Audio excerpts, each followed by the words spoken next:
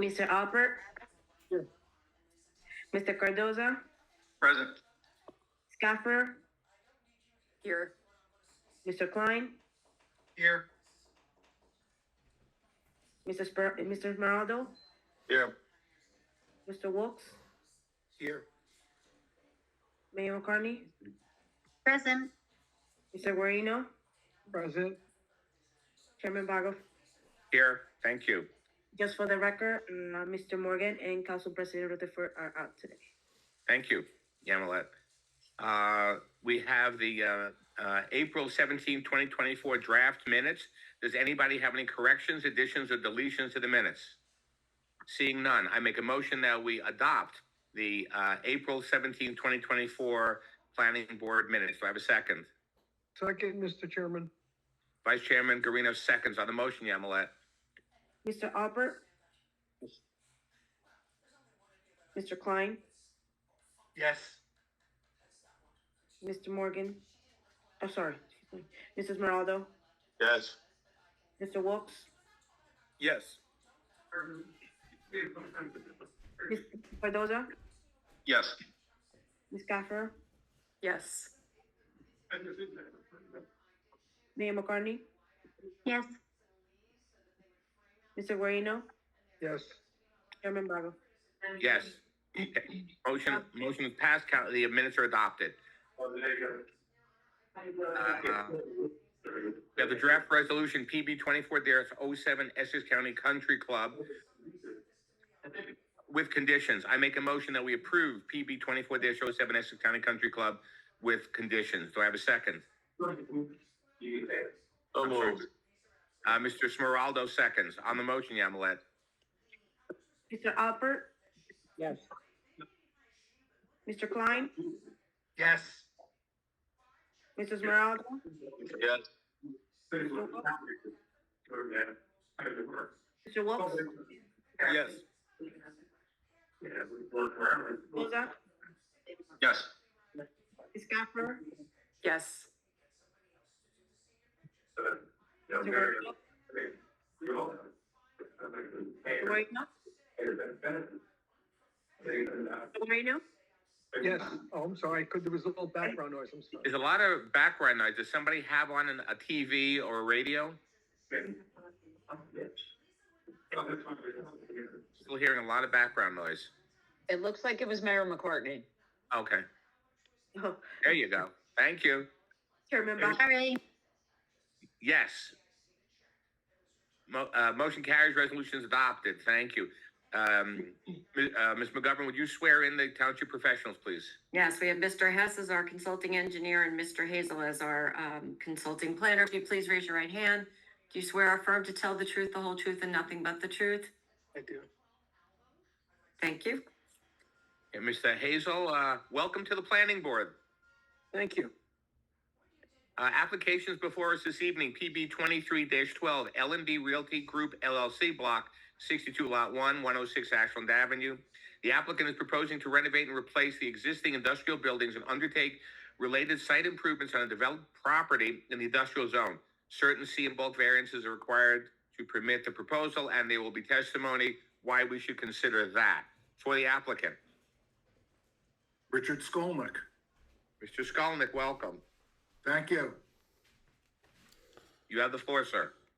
Thank you, Chairman, members of the board. As you mentioned, I'm representing B Realty Group. This is an application for site plan approval with what we believe to be some relatively minor variances.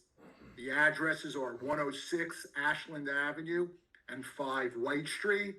We're identified as Block 62, Lot 1 on the tax maps. And as you mentioned, there's 3 existing buildings out there. Very cleverly, we've named them buildings A, B, and C. The principal of my client is Frank Gensch. He and his family have a long history on Ashland Avenue. He had rented in this facility for about 8 years, and a few months ago, he purchased the property. The core part of the site plan application is to raise most of existing building A reconstruct it and slightly expand that building. It is a seriously deteriorated building at the moment, and this is going to add about 1,355 square feet of warehouse space. When we take all the space together, the proposal before you is just for an additional 1,355 square feet. That building A also has a small office. We're seeking a deviation from the side yard setback. There's a 10-foot requirement. The existing building is just off the property line. We're going to be making the building a little taller. We still meet the height requirement of the I zone, but because we're in the setback and we're going up a bit, we need a deviation on the side yard setback. Fortunately, Mr. Ench owns the building right next door, so the only detriment or direct detriment is to a property that Mr. Ench himself owns. With the 1,355 square feet of new warehouse space, that would require a need for about 2 new parking spaces. Right now, there's a very informal parking situation with about 15 spaces. We're going to clean that up and rationalize the parking, and we're going to go from 15 to 25. So we're adding 10 new spaces. 8 are going to be inside of the building and 17 spaces outside. So net 10 new spaces. The increase in square footage would require 2 new spaces. So we're closer to compliance by 8 spaces on that basis. We're also eliminating about 5,500 square feet of interior office space and turning that into warehouse space. And since the requirement for warehouse space is 1 per 600 and for office it's 1 per 250, that change from office to warehouse also lowers the parking requirements. We did submit a supplemental exhibit today. Mr. Hess asked us to clean up and clarify the parking situation. We thank him for that, and we've endeavored to do that. So in terms of the parking overall, there's what we believe to be a reduction in the nonconformity. As you mentioned, I believe we're in the I industrial zone, and this is the place in town where warehousing and storage yards are permitted. There's really no change in the use because Mr. Ench has been a tenant for 8 years, and now he took over ownership, and he's going to continue to operate his business there. We're adding some charging stations. We're adding some landscaping. We attended the SPRAB meeting, and we made revisions to the plans. Chairman, in terms of our lineup, I'm going to have brief testimony from Mr. Ench. Should be no more than 5 minutes. We have Mr. Marucci as our civil engineer and planner. I think our testimony is going to be about a half an hour or so. If you need him, we have Greg Somjan, the project architect. So with that, Chairman, I'm ready to get started. Go for it, sir. Okay, we're going to call Frank Ench. I believe he was allowed into the Zoom. He had a little trouble getting on. He's in? Yes, he Okay, is. I see him. Okay, if we could have him sworn Okay, in. I see him now too. Mr. Ench, if you please raise your right hand. Do you swear to tell the truth, the whole truth, and nothing but the truth? You have to take yourself off mute, sir.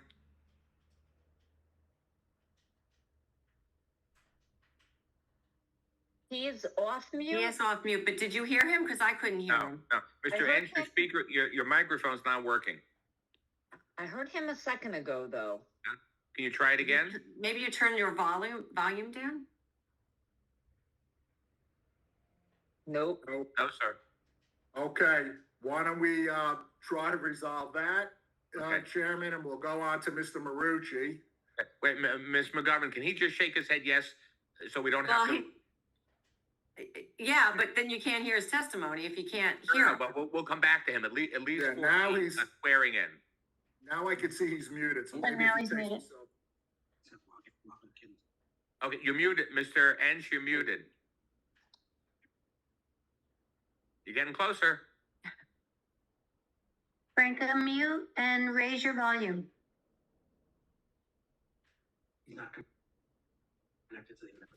That's weird.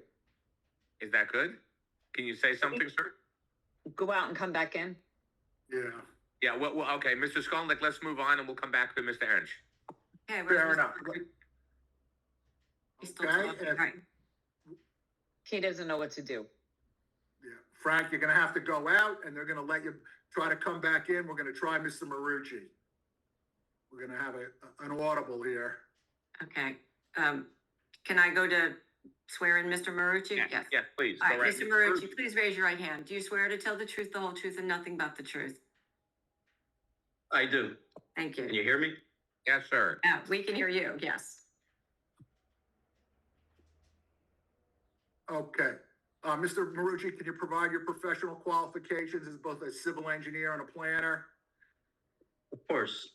I received my bachelor's degree in civil engineering in 1973, and I received my professional engineer's license in 1979. I'm sorry, it's 1978. My planner's license in 1979, and my land surveyor's license in 1981. For the first 28 years of my experience, I served in municipal government, serving as the assistant municipal engineer for the city of Orange. 2 years with the village of South Orange. I returned to be the city engineer for Orange for 2 years. At my final 13 years, I served as the township engineer for the township of Bloomfield. In 2001 and up to the current date, I formed my own company. So for the last 22 years, I provide services to both municipalities and also to private clients. As far as municipalities, I serve as the planning board and zoning board engineer for the township of Bloomfield continuously. Okay, I'm Mr. also the Marucci, that's zoning good. I think that's we're good. enough. Just, is your license current and in good standing? All my licenses are current. I only That's all I need to know. provided them Okay. because there's Okay, some unless new anybody- members that I don't know. Unless anybody has a question, Mr. Marucci is well known to the board and he's testified before us before. Mr. Marucci, you have the floor, sir. Thank Okay. you. Mr. Marucci, you want to share your screen and give us a little Yes. overview, and then we'll go over a couple of the notes in Mr. Hess's review letter. Yes.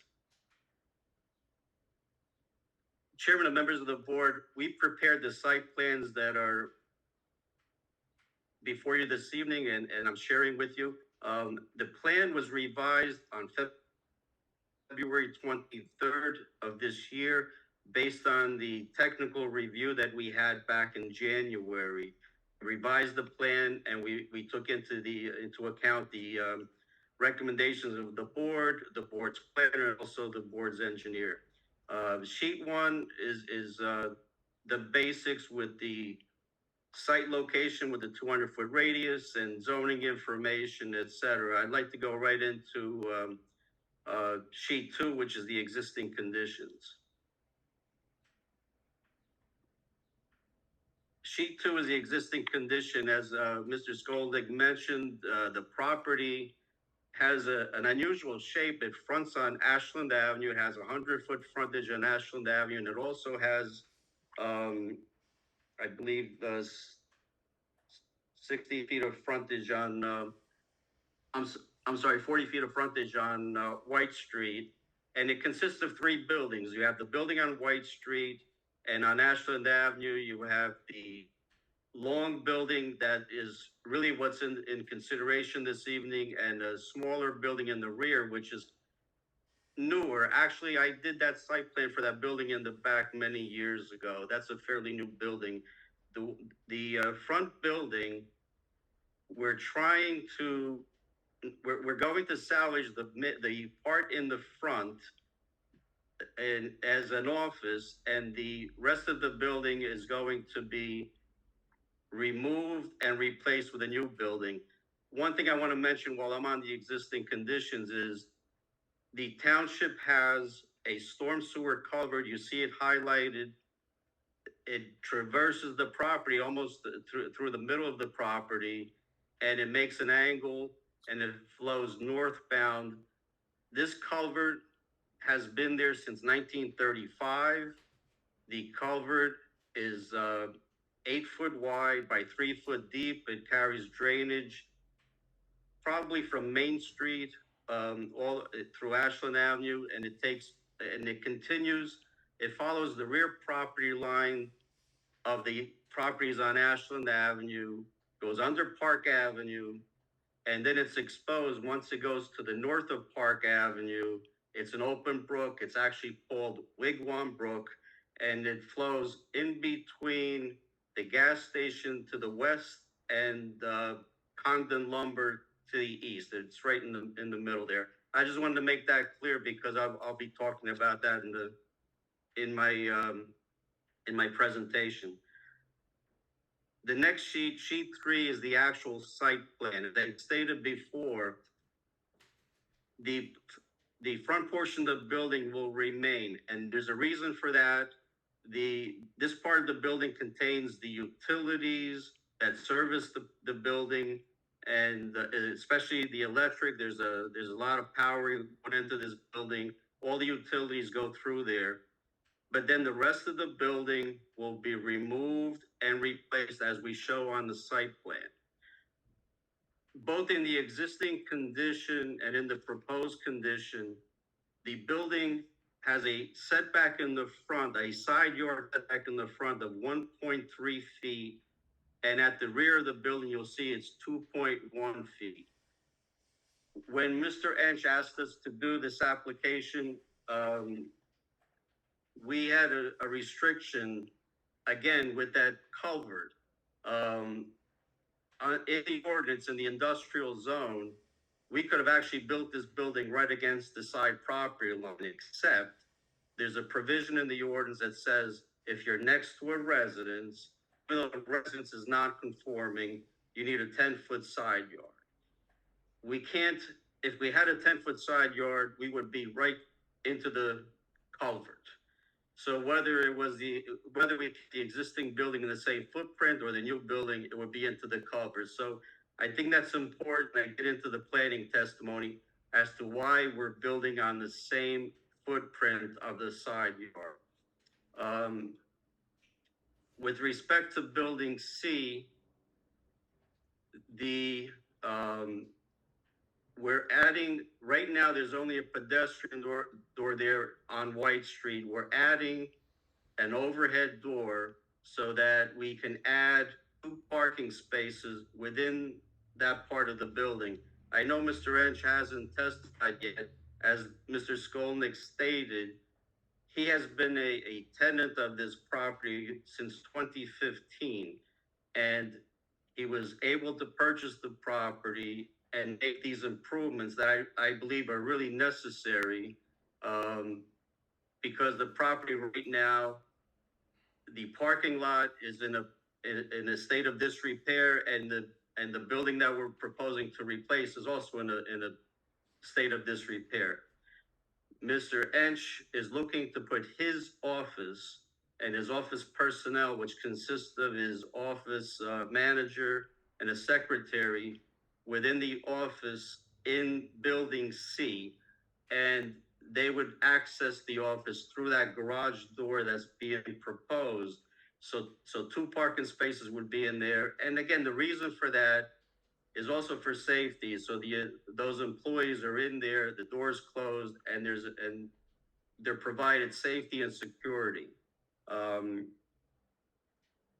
Building B in the back is a 2-story. The first floor is actually a garage. It's a 3-car garage. And the second floor is storage warehouse.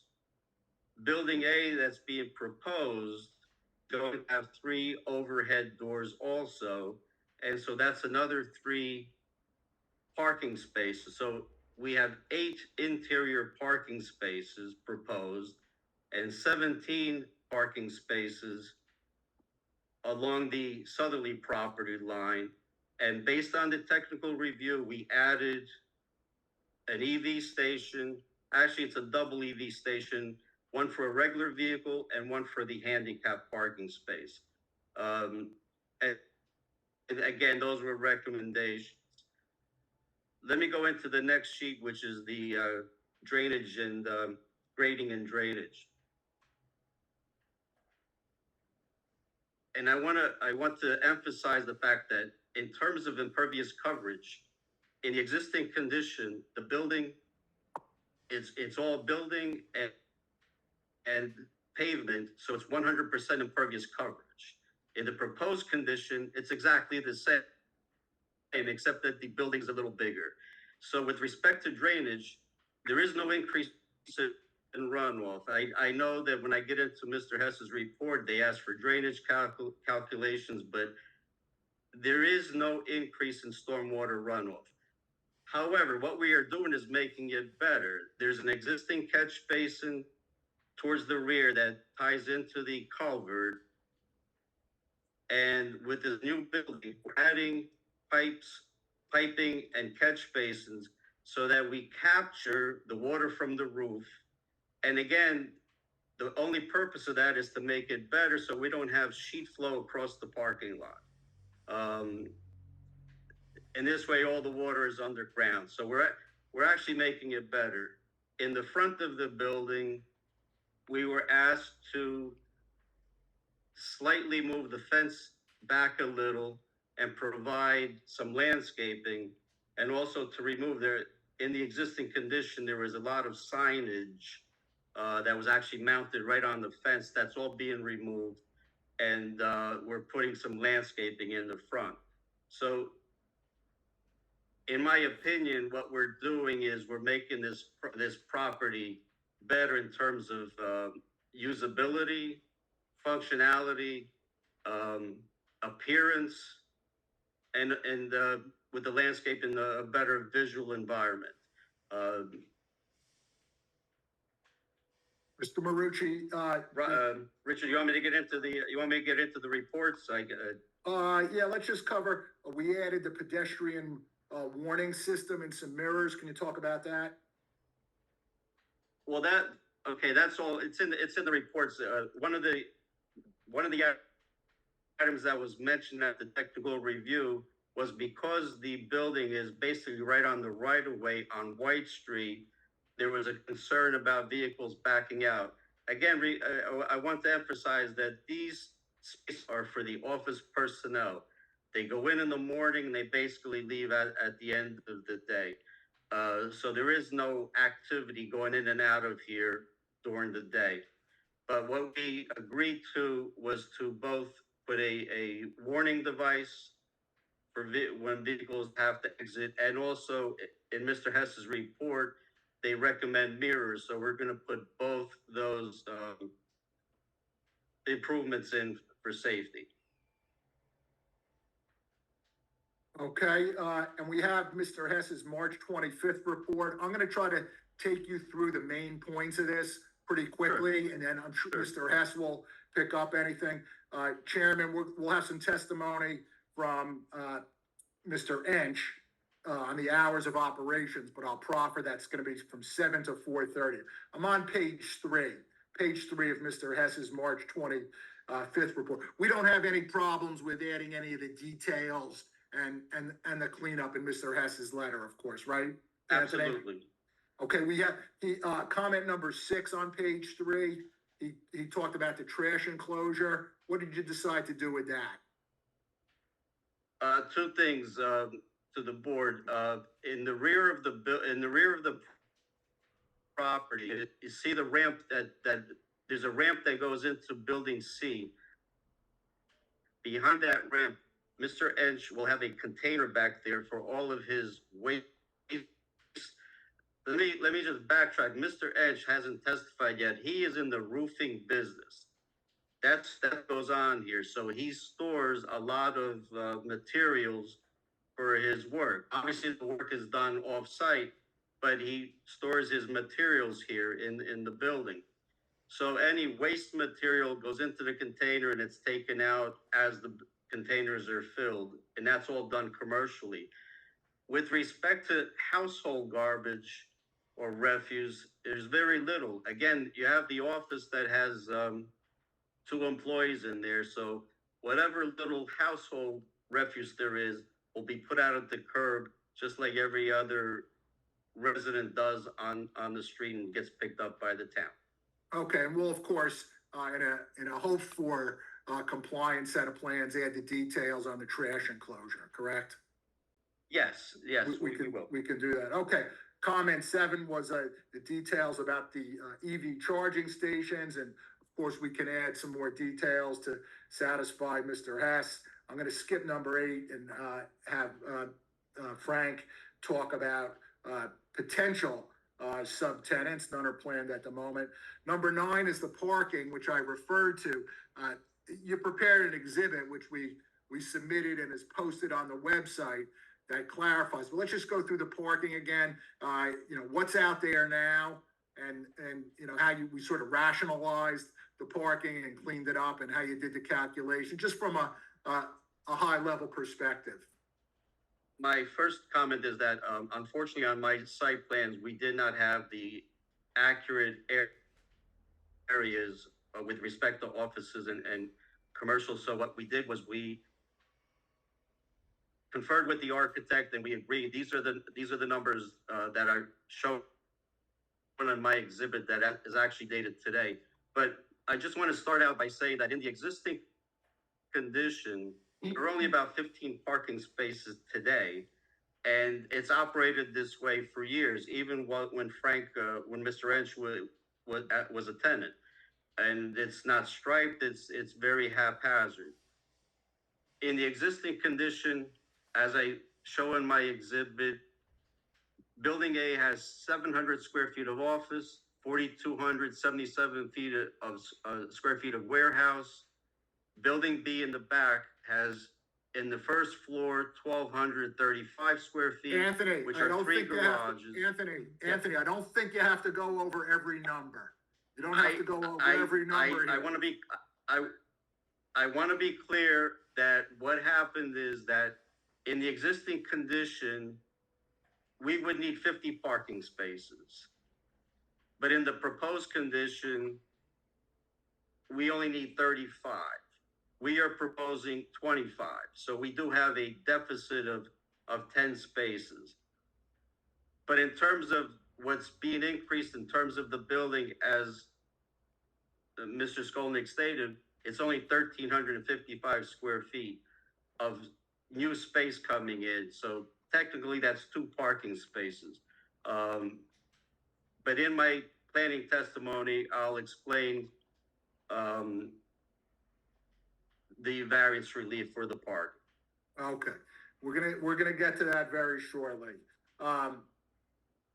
Okay, on page 4 of Mr. Hess's letter, he has a series of comments in terms of some details. Do you have any issues with complying with anything there?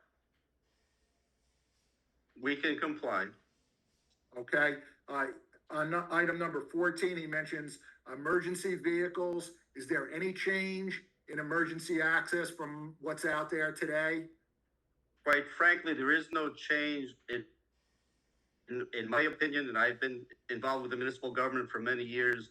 A fire truck is not going to go into this site if, God forbid, if there's a fire. In any event, an emergency vehicle will go in, will not turn around, they'll go in and back right out to Ashland Avenue. So I'm not concerned about emergency vehicles here. Okay.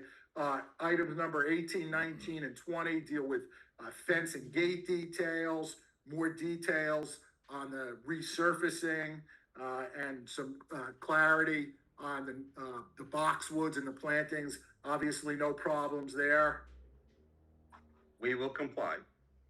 Okay. Item number 21 is again with the boxwoods. You're okay there? Yes. Okay. Item 22 was dealing with the storm sewer right of way, and we provided both the township engineer and Mr. Hess with the full documents on that, on the recorded map. I have the recorded easement that again goes back to 1935, and our survey that shows the easement is based on that information. I provided that to both the township engineer, Ms. Carballo, and also to Mr. Hess in an email dated February 28th, 2024. Okay, and items 23 and 24 deal with the storm drainage. I take it's your opinion that we really should not be required to have to do a stormwater analysis and report, which is a cost generative item, because we're not adding any increased impervious surface area. Is that correct? As I stated from the beginning, uh, uh, the impervious coverage doesn't change. We're actually making the drainage system better with what we're proposing without increasing runoff. Okay, and Chairman, is it okay if we give the planning testimony now? It's gonna be relatively brief. Yes, go But right I ahead. thought I'd go into it and then we'll pick up the questions after. Is that okay? Yes, makes sense. Okay, Anthony, so there's two variances. The first has to do with the setback on the left side. We talked about that. We talked about the fact that Mr. Inch owns the building, to the left. Do you have, some comments, on that C variance in terms of the positive and negative criteria? With respect to the side yard, as I stated, if there was no residence to the north of the subject property, we would be able to build right up against the property line. The ordinance says that when you're next to a residence, we need to maintain 10 feet. In the existing condition, as I stated, we're at 1.3 in the front, 2.1 at the rear of the building, and the design is to stay within that same side yard setback, because if we had to maintain 10 feet, we would be into the culvert, as you can see on the site plan. And I believe that's actually a hardship. That would really come under the C1 as a hardship, but I also would provide the C2 where the benefits outweigh the detriments, because we're replacing a deteriorated building and improving the site with that new building. I'd like to get into the parking next before I get into the actual. Okay, any impact on the master plan in terms of the detriments here?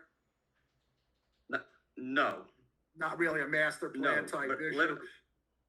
And I just, one last question on the detriments here. It's Frank's property, so he's the one, facing the immediate issue, right? His adjacent property right there. I'm gonna get into the negative criteria for both the side yard setback and the parking at the same time.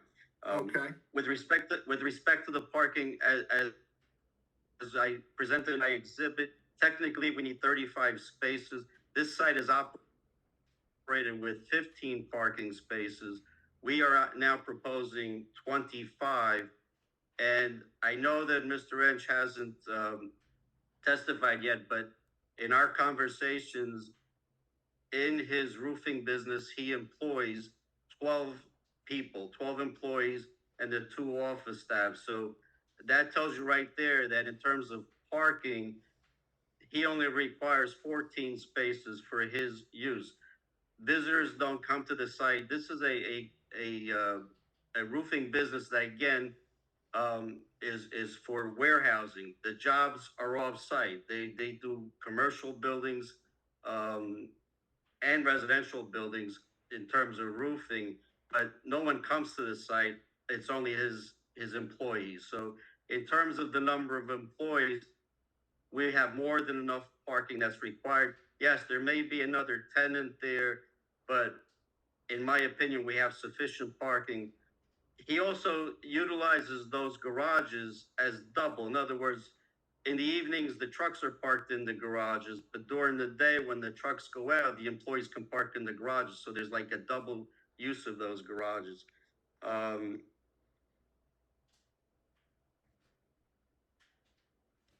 So in my opinion, I believe the number of spaces is adequate for the operation. And again, his operation ends at 4:30, so there is no effect on any parking on Ashland Avenue with this operation.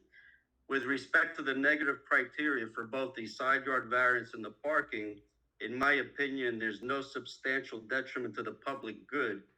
This is a complete upgrade of the property with the new building and also with the parking and the landscaping. Also, in my opinion, there's no substantial impairment to the intent and purpose of the zone plan or the zoning ordinance. It is a permitted use. The adjacent uses are the ones that are non-conforming. With respect to the municipal land use law, in my opinion, purpose A is promoted, which is for safety and the general welfare. So improving this property improves the general welfare and improves safety for the employees that are going to be in the office. Purpose I is also promoted because we're going to provide a more desirable visual environment with the new building, the new pavement, and landscaping in the front.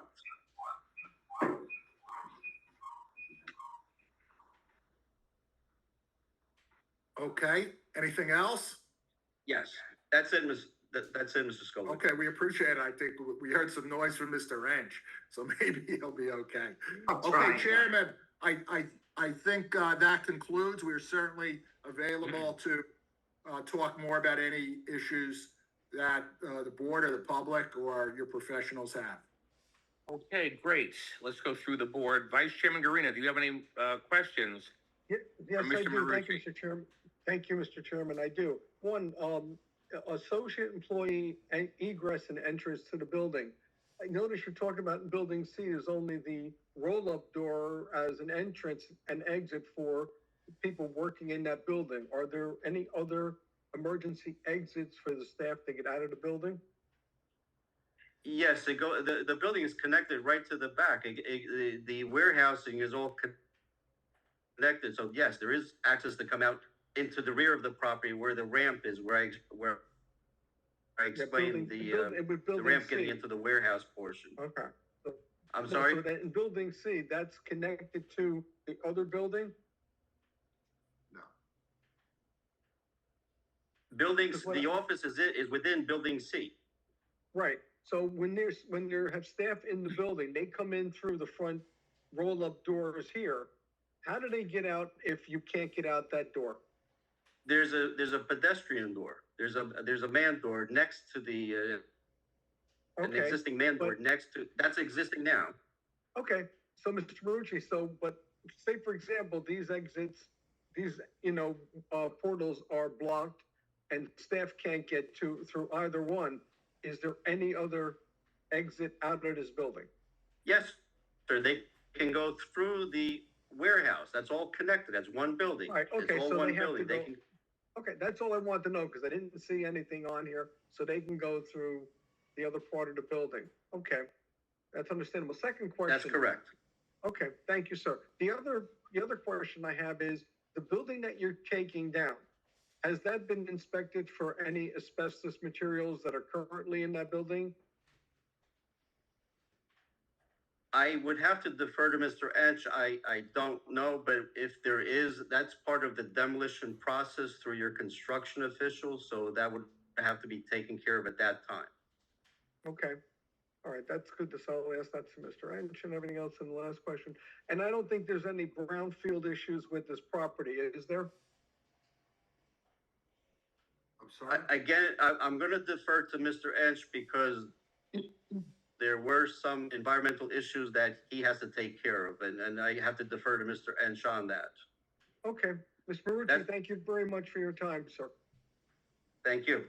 Thank you, Mr. Garino. Mayor McCartney, do you have any questions for Mr. Marucci on his testimony? Thank you, Chairman. I had my hand up early on when Mr. Skolnick was speaking about, actually, Mr. Marucci answered the question about if this was going to continue at a roofing business, because I understand there was a question about would there be any sub-tenants in this building. I do appreciate the testimony that I heard that there will be electric charging stations and stormwater regulations and adding landscaping. My question is, and maybe this is because of the application we previously heard, is all of the ingress and egress going to be on Ashland Avenue? Is there any accessibility to White Street or Park Avenue from this site? Well, no, Park Avenue, no. The site does not front There's on no nothing at all. connection. No, and you can't really access with a vehicle through building C. I mean, there's a ramp there where Mr. Edge uses a forklift to bring materials in there, but there's no access for vehicles to go out to White Street. That's why he's proposing the overhead door to provide 2 more parking spaces for his employees, for his office staff on White Street. So the only access really is from Ashland Avenue. Excuse me, can you hear me now? Yes. Hey, yes, Frank, thanks. Oh, you have no idea how I was panicking the last 15 minutes listening to everybody. So welcome. Okay. I can put my right hand up again. Not yet, Frank. Hold on. sir. Hold on. So welcome. Thank So, and you. the question about subtenants, will there be any subtenants in that building? As of right now, no. I'm looking at, right now, we're gonna expand the business as because business is doing well right now for storage and be able to load one of my bigger trucks to put in the building. Frank, hold on. Frank, hold on. We gotta swear you in. Yeah. Board attorney's gonna swear you in. We know you're. And we're going Thanks, out of Frank, order. for jumping in. Wait. Thank you. Mr. We're kind of Skolnick, going out of let's- order. Hold but- on. Guys, let's finish Was with Mr. responding to the Marucci. question, thank you. Yeah, yes. Okay, hang on, Mayor. Let's finish with Mr. Marucci. Mr. Ench, we're going to come to you when Mr. Marucci's done, if that's okay with you, Mr. Skolnick. 100%. Outstanding. Go ahead, Mayor McCartney. No, I was done, thank you. My question was about ingress and egress on Ashland Avenue. Thank you. Thank you. Mr. Alper. Sure. Just to clarify, the EV stalls, are they going to be active and, in use when, or are they make ready that will eventually be in use? Well, during the technical meeting, it was recommended that we apply or install the EV station, so it will be available. Comply with the yes. ordinance. Well, I think you have to put one in use on the state statute, but we'll check. Good enough. And my other question is there any possibility in an attempt to lower the impervious coverage and decrease the good old heat island effect of putting a green roof on the new warehouse building? Well, we'll ask Mr. Ench that I'll mark that since he's a roofer. I do have to defer to Mr. Ench. Good point, Fair enough. Mr. Skolnick. All right, those were my questions. You don't Thank you. usually get that, but. Mr. Wilks. No questions. Thank you. Mr. Klein. No questions. Thank you, Mr. Klein. Mr. Smeraldo. Just a couple of the fire-related questions. So the buildings that with the addition of the 1,730 feet, is there currently any fire suppression systems or fire alarm systems in the building? I will have to defer to Mr. Ench. I don't know if it's required to have a. Well, that was going to be my Suppression question. My next system in there. question is, if it's not there, does this trigger the retrofit in any way? Well, again, that would be a question for the architect. Okay, all right. That's the only thing I wanted to ask you. So, other than that, I have no other questions. Thank you. Thank you, Mr. Thank you. Smeraldo. Mr. Cardoza. No questions at this time, Mr. Chairman. Thank you, Mr. Cardoza. Ms. Camphor. Just a couple questions. Did you say that trash collection would be kind of at the rear of the property? And if so, did you do any truck turning movements in the back for the trash trucks? It's really not trash removal. Again, my conversation with Mr. Ench, he'll have a container back there for any materials that he brings back from a job site. And when the container is full, it will be taken out with a roll-off truck. I believe the roll-off truck would just back into the site. And I don't know how often that would be. And again, that really is a question for Mr. Ench, because that's an operational question. Right. Great, thank you. And then just a couple questions about the drainage. Can you share how it looked like there was an existing inlet that connects to the culvert. Can you comment on the pipe size I'm assuming it's a pipe that's connected there? Yeah. it's a 12-inch pipe, and that right now in the existing condition, that's the only inlet that helps drain the site, and that's why we want to make it better by adding the other inlets. And again, it's to reduce any surface flow and get everything piped into the system. Yeah, that's great. And then one more question about that. Is the culvert, like during extreme events, do you have any idea what the capacity is? Like, have there been flooding issues due to the culvert, the existing culvert being full? To the best of my knowledge, not because of the culvert being in full, but that single catch basin wasn't enough. But that's why we're adding the additional catch basins.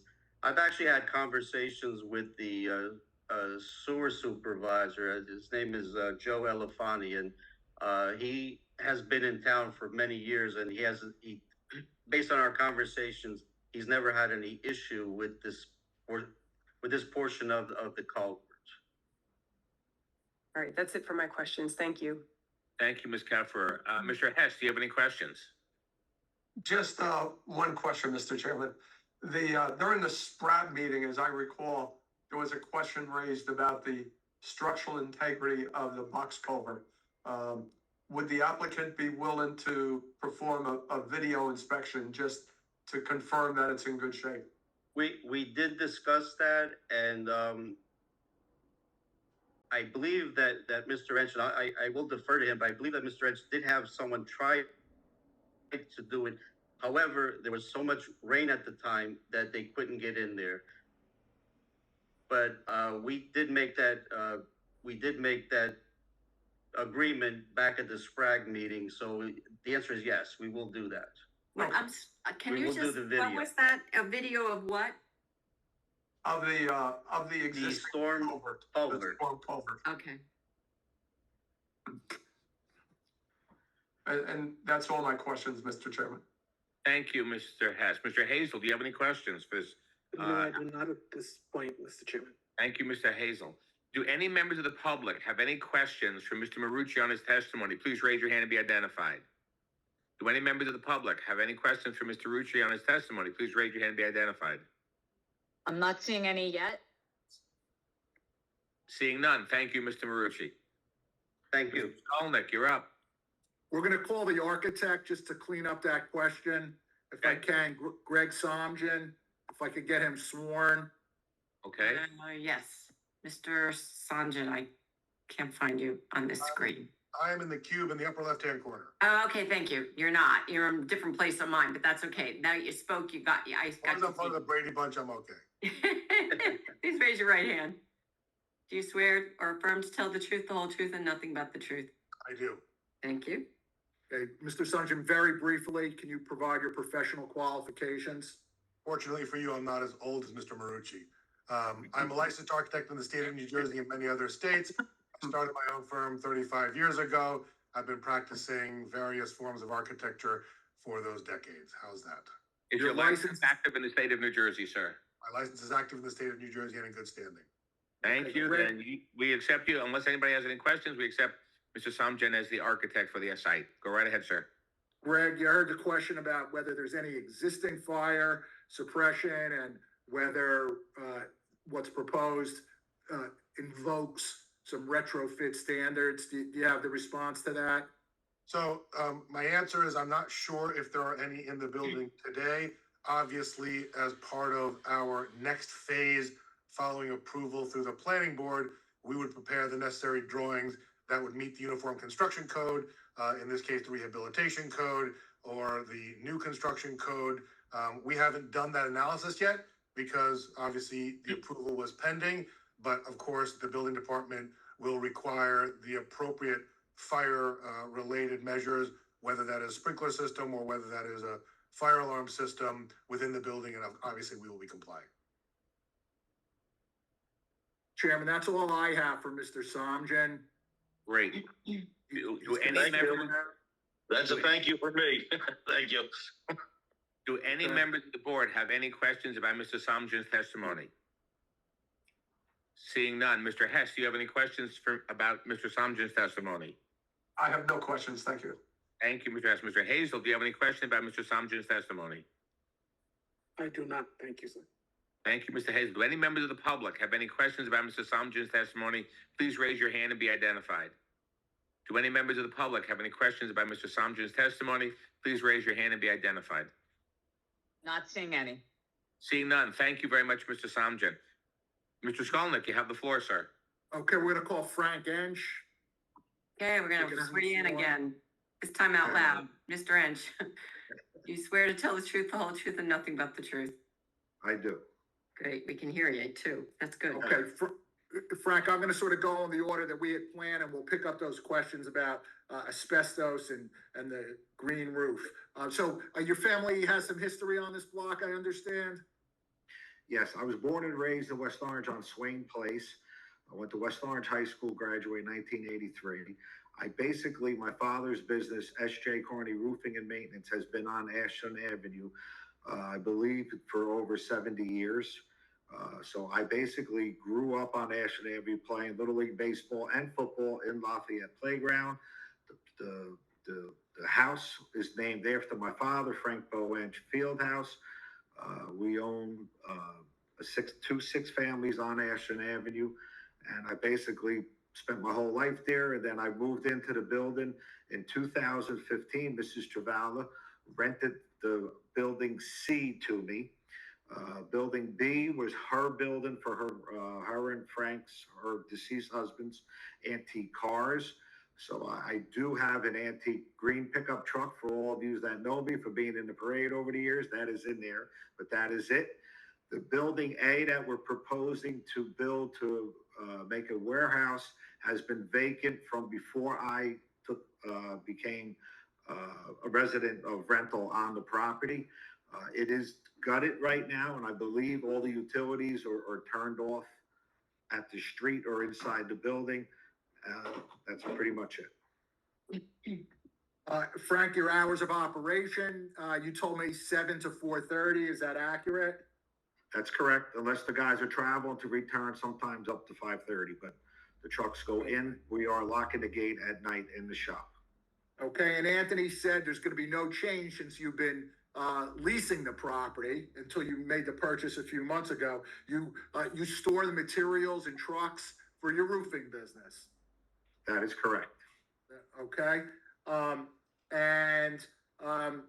let's just go through those items. Are you aware of any asbestos? I know we're gonna have to go through this, for when we get the building permits, but are you aware of asbestos out there? No, not at this time, no. Okay, and of course, whatever testing you may have to do to get the building permits, we would do that in the next phase. Correct. There was a question about the environmental status. You hired a lawyer, I take it, when you purchased the building, and you've Yes, done. we are ongoing with the environmental services, working with the previous owner to get testing done and to see what's happening. It can be, we're waiting for the results to see what steps we would have to move forward to make the site up to code. Okay, and did you hire a licensed LSRP? Yes. License remediation, so somebody's on, and we're happy to share whatever we need to with the municipality on that. Absolutely. I have a contract with the guy. I do not have it in front of me. I could provide it at any time you would like. Okay, and there was a question about your intent with having tenants. What are you thinking about right now? As of right now, I am not looking to add a tenant, but business is good. I basically need to store material in these buildings, and I could also, like I said before, the reason why we're extending the building out, I have two bigger trucks, a truck crane and a flatbed, which we would like to load and keep inside the building at night, so to keep out of the weather, so it'd just be easier to load at night. Okay, and then the last question was about the possibility of some sort of green element on the roof or cooling. Now, normally I wouldn't defer this to a client, but you are a roofer. there some way you could address that concern in some fashion? Yes, well, I will be installing a white TPO roof. Okay, so that's one aspect of it. I did request some information about solar panels. I did not look into a green roof, but I definitely was inquiring about solar panels to make that building basically self-sufficient. Hey, we appreciate that, Chairman. That's all I have. Okay, Mr. Ench. okay. Do any members of the board have any questions for Mr. Ench on his testimony? Seeing none. Mr. Hess, do you have any questions for Mr. Ench on his testimony? I have no questions. Thank you, Mr. Hess. Mr. Hazel, do you have any questions for Mr. Ench on his testimony? I do not.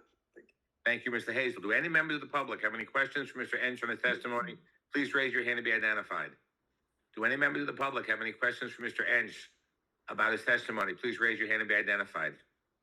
Not seeing any. Thank you very much. I have one question, Mr. Ench. Would you agree to have an AED put into the building where your employees are?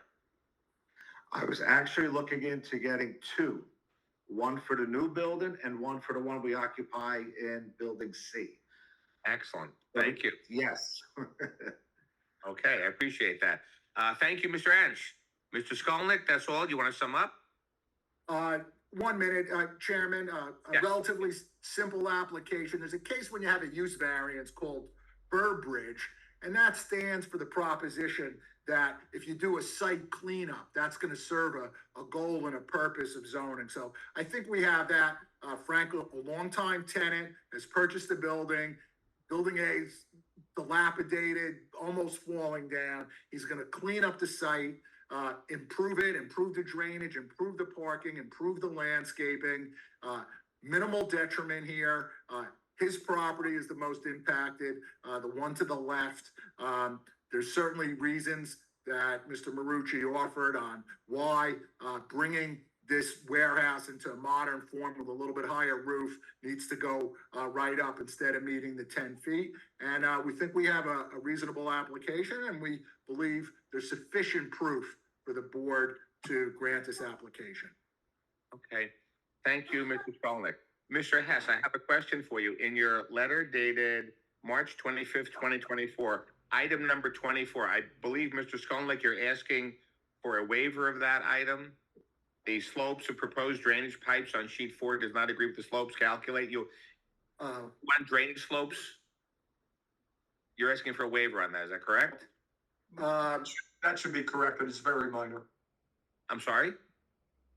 That should be corrected, Mr. Chairman. It's a very minor item. Okay. It's just a math calculation. Okay, then Mr. Skolnick, we're going to have you do that, please. That's fine. Thank you. Okay. What agreeable people. I like this. Do any members of the board have any questions or comments? And what I'd like to do is have Ms. McGovern read over the conditions, and if anybody has additional conditions once she's done. Okay, there's not very many. Okay, good. They will comply with Mr. Hess's report. They will install an AED in the new building. I don't know that you can put a condition for something that's in the old building. They will install a white TPO roof.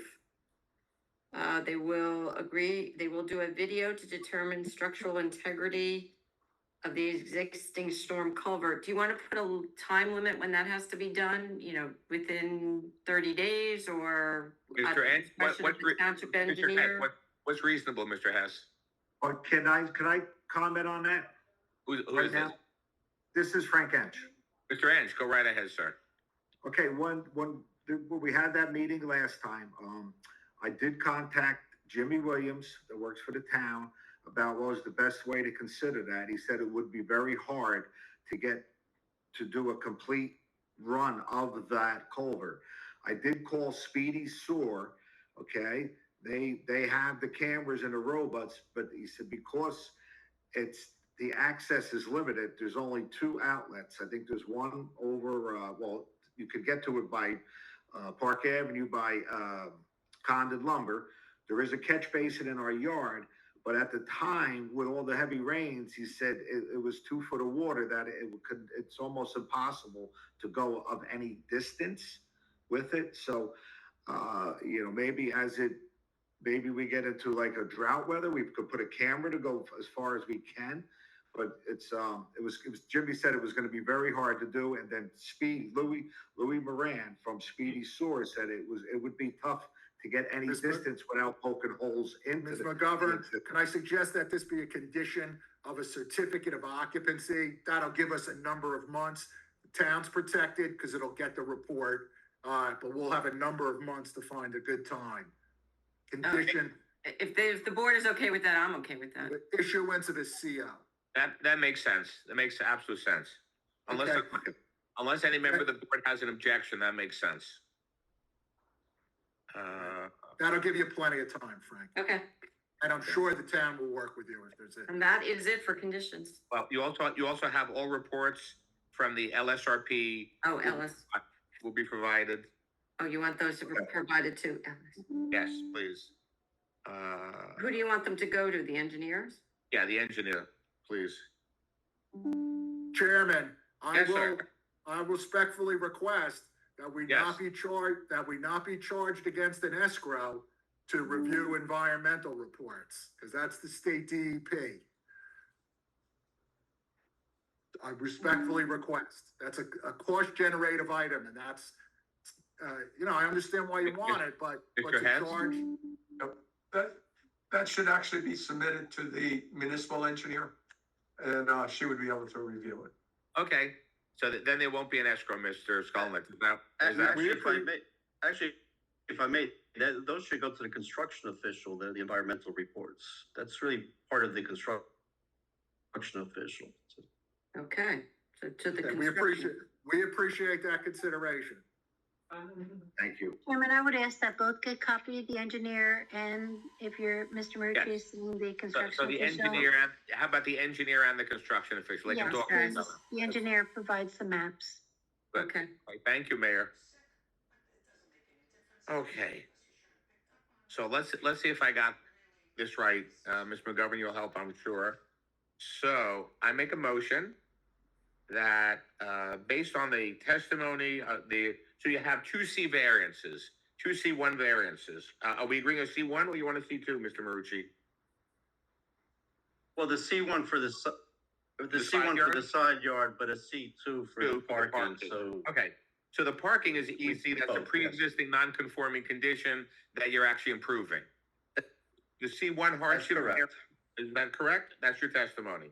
And the C1 hardship without a substantial detriment to the public good, without some substantial impairment to the intent and the purpose of the zone plan and the ordinance of the municipality, you're actually improving safety and the general welfare of the public in the area. It's a more desirable visual environment. I make a motion that we approve PB 23-12 L&B Realty Group LLC, Block 62, Lot 1, 106 Ashland Avenue, with conditions as reported. Do I have a second? Second, Mr. Chairman. Vice Chairman Garino seconds on the motion. Yamilet. Mr. Alpert? Thank you, muted. Try again. Yes. Mr. Klein? Yes. Mrs. Morano? Yes. Mr. Wilks? Yes. Mr. Cardoza? Yes. Ms. Caffer? Yes. Mayor McCartney? Yes, Mr. Guarino? Mr. Guarino? Yes. And Chairman Barros? Yes, motion carries. Thank you, Mr. Ench. Congratulations. Thank you, Mr. Skolnick. Thank you. Half an Thank hour, Thank you, everybody. Just like Thank I you all. said, half an hour. thank you. Thank you, everybody. Thank you We all. love West Orange. Thank you. And now, ladies and gentlemen, PB 24-03 Crystal Eagle LLC, Block 111, Lot 108, Zone B2, 424 Eagle Rock Avenue. The applicant is proposing to modify the layout of the site improvements and undertake other modifications of a developed property in B2 zone. No variance is required to permit the proposal. For the applicant. Yes, good evening, Chairman, members of the board. Craig Genetti, the law firm Dave Pitney, on behalf of the applicant Crystal Eagle LLC. It was a good summary, Chairman, as to what the application is being proposed before you this evening. It does involve property located at 424 Eagle Rock Avenue, Block 111, Lot 1.08. It's the former Eagle Rock Lanes bowling alley. The property is located in the B2 zone. This is an application for minor site plan approval, where we're seeking to give, obviously, a facelift to the property, and kind of rehab it for a commercial building. No additions, no expansions, just, giving a facelift to the building and into the interior. And then modifying the parking layout to make it more efficient and appropriate, given what's currently out there is, outdated. The property, 5,300 square foot building that was obviously previously the bowling alley. We're proposing to restripe the existing parking area, as I mentioned, increasing the number of parking spaces from 149 spaces to a total of 171 spaces. And then obviously other lighting, landscaping, and parking lot improvements, as well as the building of elevations. At this time, there's no tenant, and that's why we're referring to it as a commercial building. We anticipate the building to be split into two, or most likely two tenants, potentially more than two tenants. We also obviously are proposing that the uses would be permitted in the B2 zone going forward. With the property, there's some existing nonconformities with respect to lot coverage. Currently, the lot's mostly paved, and with the building, it's 86.6% coverage, where 50% is permitted. As part of these improvements and some of the additional landscape islands we're providing, we're actually reducing the coverage to 82.1%. In addition, existing on the property are parking spots within the front yard, and that's still being proposed just in a more efficient layout with this application. With respect to loading spaces, we're seeking relief for that only because we haven't identified one on the plan. We expect, and some of the uses that are permitted in the zone don't require a loading space. And with potential tenants that would be coming in, we expect that one would not be required. To the extent that it would be required by a tenant, then obviously we'd have to come and address that with the board. So with that, we do have with us two witnesses, Paul Corvette from SESI Engineering, as well as Matt Jarmel from Jarmel Kizzle Architects and Engineers. They'll be providing the testimony in support of the application. And I think just to correct one thing, there is a potential there could be a single tenant on the property. I know I said that, anticipating splitting into two or more tenant spaces, but there's always potential it could be a single tenant. So unless there's any questions of me, I'd like to call our first witness. Go right ahead, sir. I'd like to call Paul Corvette. Mr. Earlier. Mr. Conrad, Yes. could you please raise your right hand? Do you swear or affirm to tell the truth, the whole truth, and nothing but the truth? I do. Thank you. And Mr. Corvette, could you just please provide for the board your experience, qualifications? Sorry, for some reason my video keeps going off. And licenses in the field of civil engineering? Sure. I have a bachelor's degree in civil engineering from the University of Delaware in 1988.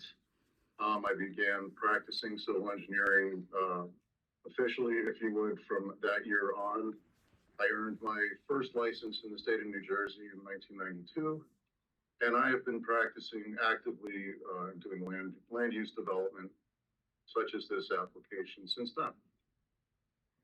And you've been accepted as an expert in the field of civil engineering before other planning boards or zoning boards in the state of New Jersey?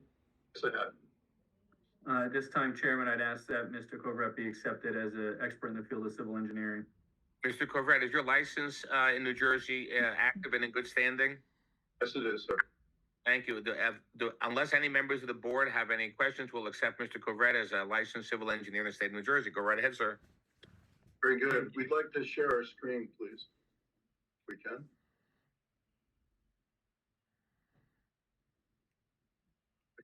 Can everybody see the set of plans now? Yes, and The Mr. Covert, plans- as you kind of go through it, if you can just, these aren't new exhibits, correct? You're referring to the latest plan set that was submitted to the planning board? Yes, it is. They're dated April 19th of this year. So I would just ask, as you kind of, work through, and talk with respect to, what's shown on the screen, you just identify what sheet you're referring to when you're testifying. I do understand. I'd like to start with the existing conditions plan, which is known as sheet EC1. And of course, this plan shows basically the existing survey that was done of the property in its current state. The site, as you can see, and know, fronts on Eagle Rock Avenue. There's approximately 25,000 square foot building, which is the former bowling alley. Currently, there are 149 parking spaces in the parking lot. There is circulation in the parking lot around the building, and two-way everywhere else. Let's see. And currently, there is no defined loading area or dock for this particular use as well. And there is also no existing curb around the perimeter of the, I'll call it the flag part of the property. With regards to what we call the stem, there is just that one single access again. There's angled parking, which is facing towards Eagle Rock Avenue, favoring parking in that direction. There's also some circulation currently through the adjacent property. And this part of the property is currently lit by a series of PSE&G light poles, as you can see, on the western side of the property.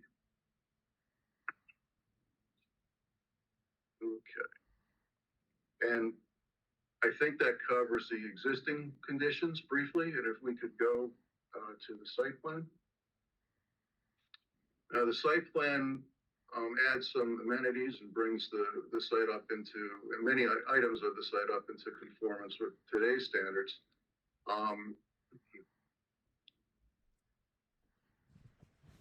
There's curbing that's proposed on the east side of the stem.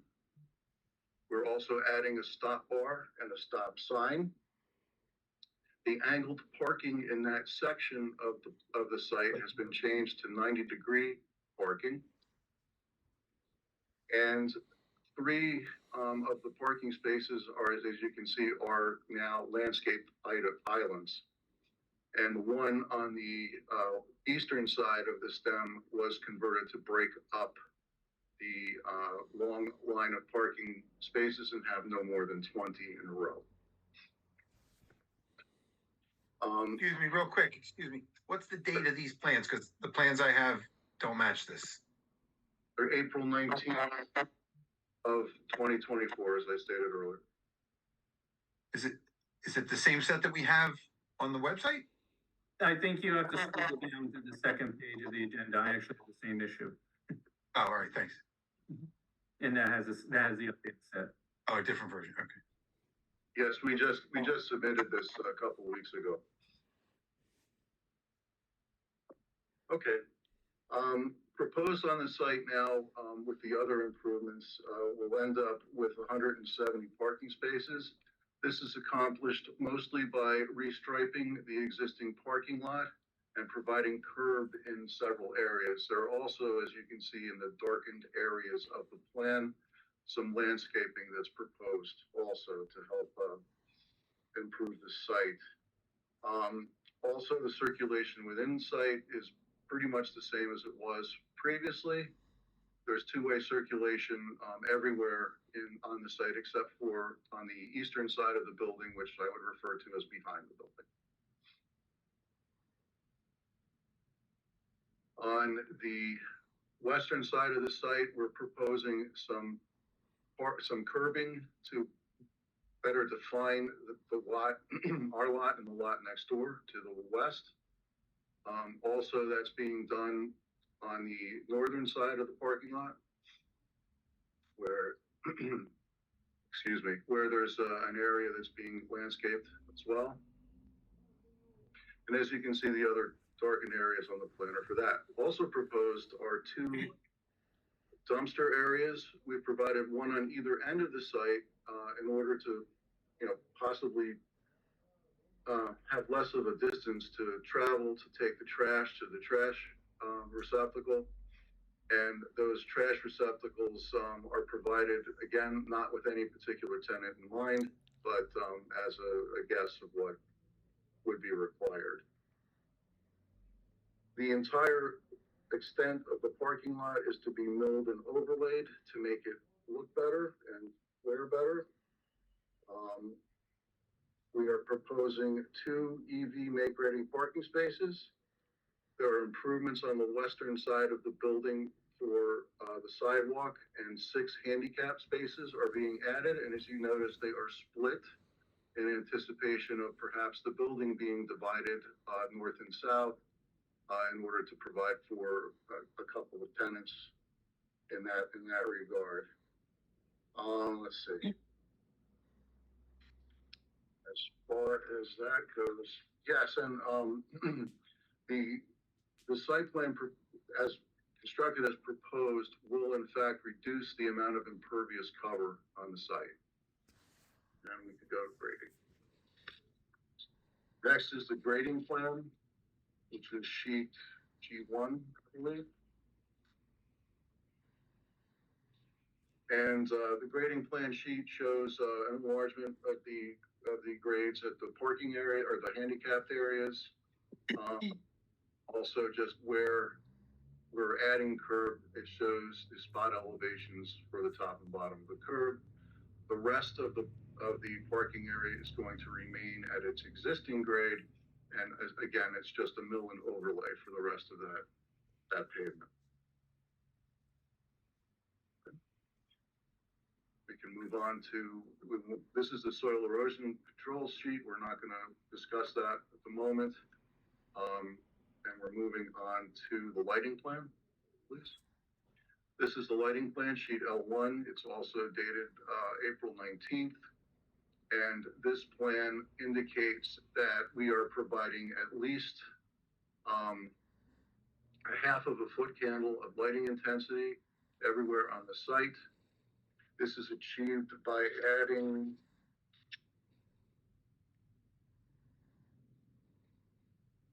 two new light poles and upgrading one pole on the southern and eastern side of the site, and upgrading 4 existing light poles on the west and portion of the site. We go to landscape.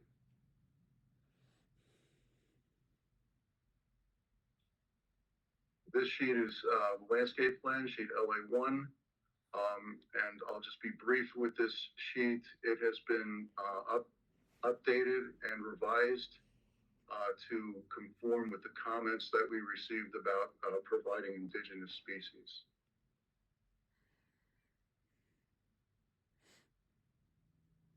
As part of that plan, I'm sorry, never mind.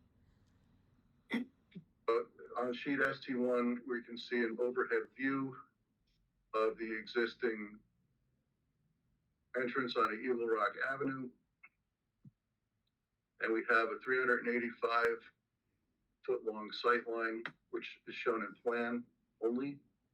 And to the driveway right, a 445-foot sight line going the other way up Eagle Rock Avenue. And these two sight lines demonstrate that in the horizontal, there is nothing in the way of the site distance. And I think that's it. And lastly, So, go ahead. no, go ahead, keep going.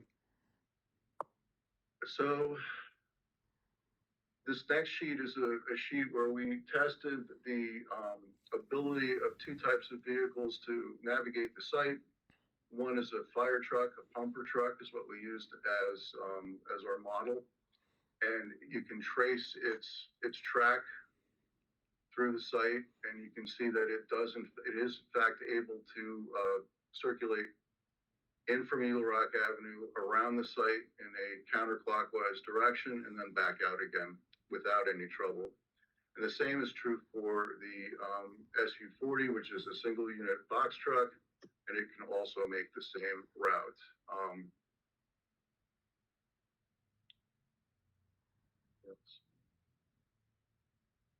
And we needn't go through all the details, I don't think, for this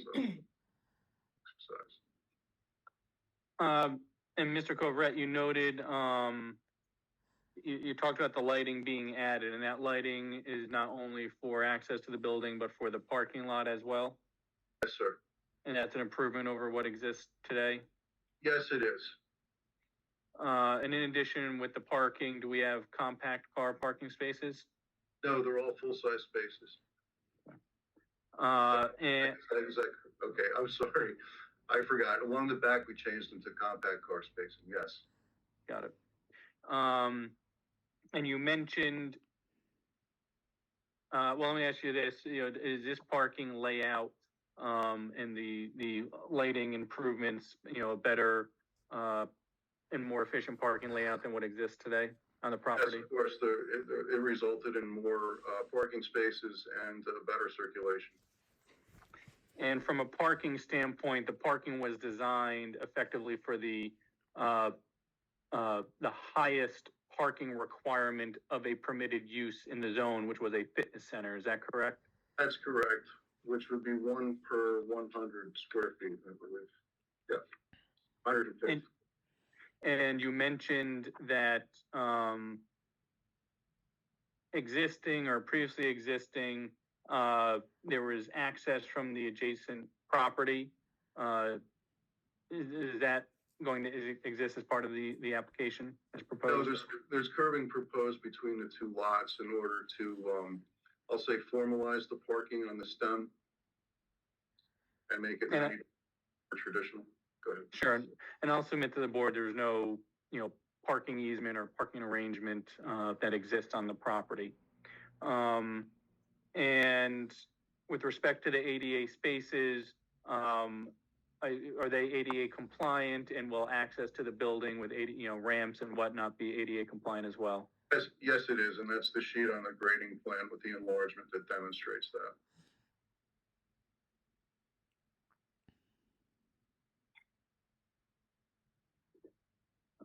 Just checking my notes.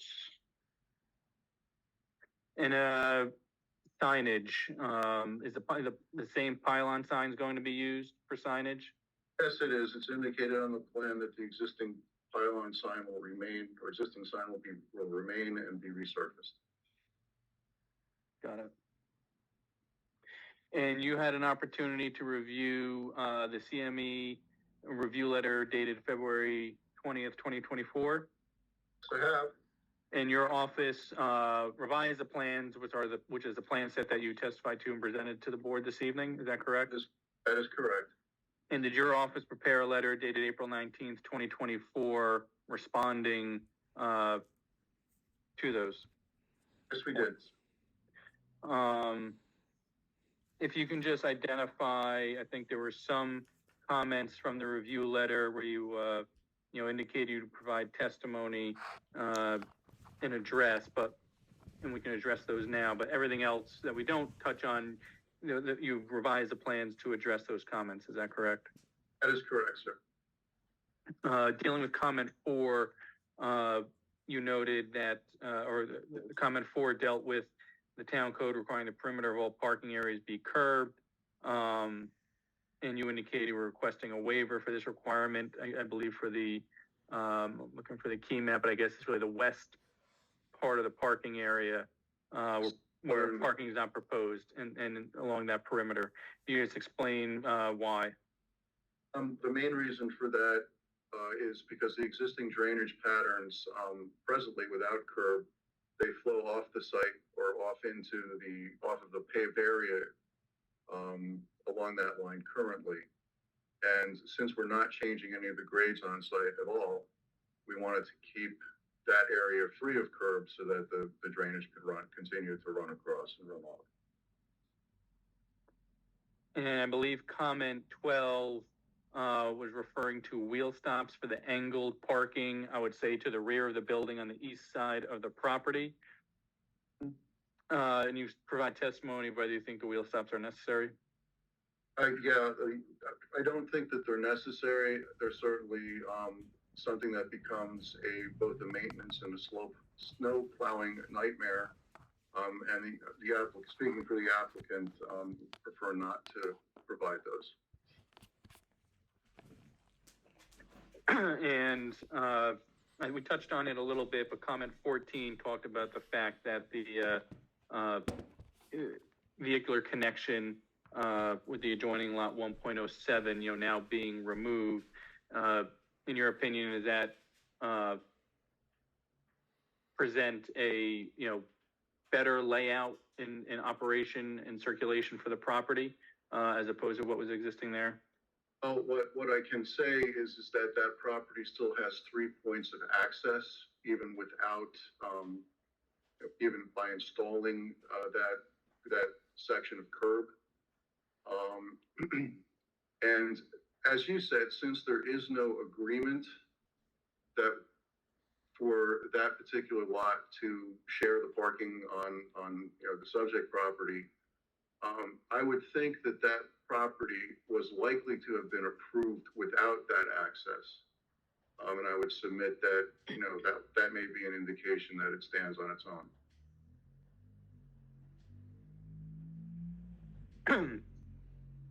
And comment 15, I noted it in our intro, but no loading space is being proposed as part of this application. Is that correct? That's correct. As you indicated earlier, with the space count, parking space count proposed, it would favor tenants that would not need a loading dock.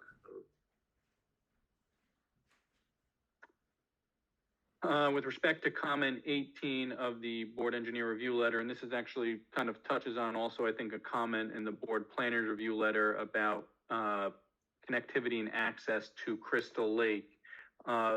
None is being proposed, correct? That is correct. I believe there's other issues besides engineering issues to that, as far as the ability to provide that access.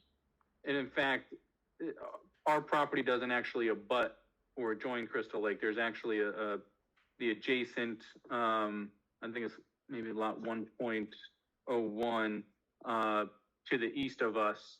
That property actually fronts on Crystal Lake, not our property, correct? Correct. And that lot kind of, though it fronts up on Eagle Rock, it has a stem that goes all the way to the back between our property and the lake. Is that correct? That's correct. With respect to the other comments in the board professional review letter, have you addressed those as part of the revised plans? Yes, with one exception that I believe we skipped over, and that was number 9. It was the feasibility of providing a sidewalk along the stem from Eagle Rock Avenue to the building. The width of that stem is exactly 60 feet, which is what you need to have double stack parking.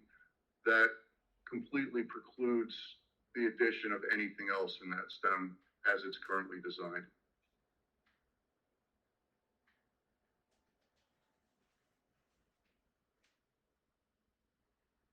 I believe that covers the comments from the board engineer review letter, and I think as well as the board planner review letter. And if there's any questions from the board of this witness. Okay, we'll start out with Vice Chairman Garino. Do you have any questions?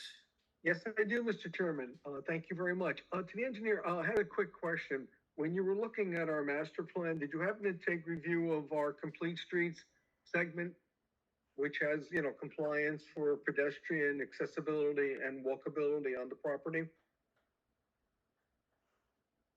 No, I did not. Okay. I mean, I appreciate if you would, because the thing is, I don't see, other than the front of the structure having a sidewalk, I don't see anywhere else where shoppers or customers or pedestrians can get to the building without walking through, areas where cars will be moving and within the circulation of the property. So, I mean, that would be very important to us, that the safety of our pedestrians and our residents to get to the facility without having to walk as much through the moving traffic areas. That's very important. So Well, I would. I'm sorry. I would submit that, it's pretty typical in a parking lot, say for instance, in a mall or somewhere like that, where a pedestrian would have to walk in between cars and across aisles. I can't see this site as having intense traffic movement just by nature of its size and, the kind of uses that are permitted in the zone. Okay, I mean, it's something that's part of our complete streets. I understand. And. What is it, but is that sidewalks along street frontage versus as opposed to sidewalks within the interior of the property? We'd like to get, no, thank you, sir. We'd like to get sidewalks everywhere we can, make access to the property more pedestrian friendly. We do. Is it possible? It can sometimes it can't. That's just our request is to look at the complete street segment to understand where these accommodations can be met. And I mean, not to talk about another application, but we just had a huge application that came to us reviewing the complete streets and made every accommodation they could to reduce the traffic flow of pedestrians walking through in unprotected areas. So, I mean, could also mean signage, could also mean, roadway markings. It's just everything we can do to make the area pedestrian friendly, walkable. That's just my observation and my question and my inquiry. Another thing is, you mentioned that there is no agreement with the parking or anywhere being used by anyone else, but you do know that the Chit Chat Diner has people using currently. So when you take over this property and when you start developing and putting your businesses in here, how will you monitor to make sure that no other business is using your property? I think probably right now it's being used because of the fact that it's available and the bowling alley is not, sorry, I apologize for my video, keep turning off. Oh my God. And that's kind of no different than any properties that are adjoining, but once it's in use and in operation, we expect that won't be as much of an issue because it will be in use and being occupied. Okay, and my last question, if I missed it, then you tell me I missed it. I don't see any areas for charging stations. Did I miss something? Yes, there are two proposed. We'll point those out to you. Okay. Right there, those two are set aside for make ready. Okay. All right, thank you very much. I appreciate it. I have no further questions, Mr. Chairman. Thank you, Mr. Thank you, sir. Mayor McCartney, do you have any questions? Mr. Couvret, on his testimony. Thank you, Chairman. So I think that increasing the parking and the heat islands and the EV charging stations will certainly make the site more marketable. I have had numerous calls from people curious about this site. I guess one of the questions that just came up is that it seems to me that there is access directly from this parking lot to the path around Crystal Lake. And did I hear that that is not correct? That would be my question. Is there access? My question is there access directly from this parking lot to the path around Crystal Lake? So I think Paul may be able to answer that afterward, but I don't think there's any access design or proposed other than the fact that there's no curbing and someone could effectively walk to it. But the lot 1.01, which I believe the rear of lot 1.01 which I basically call the functional rear, does have some sort of an access easement that goes around the lake and is shown on the tax maps, but then it has a stem that goes kind of further down and along our rear property, or that property line, that kind of separates our lot from the lake. So you would almost have to go off of our lot through the adjacent lot to get access to that path. So there is no direct frontage.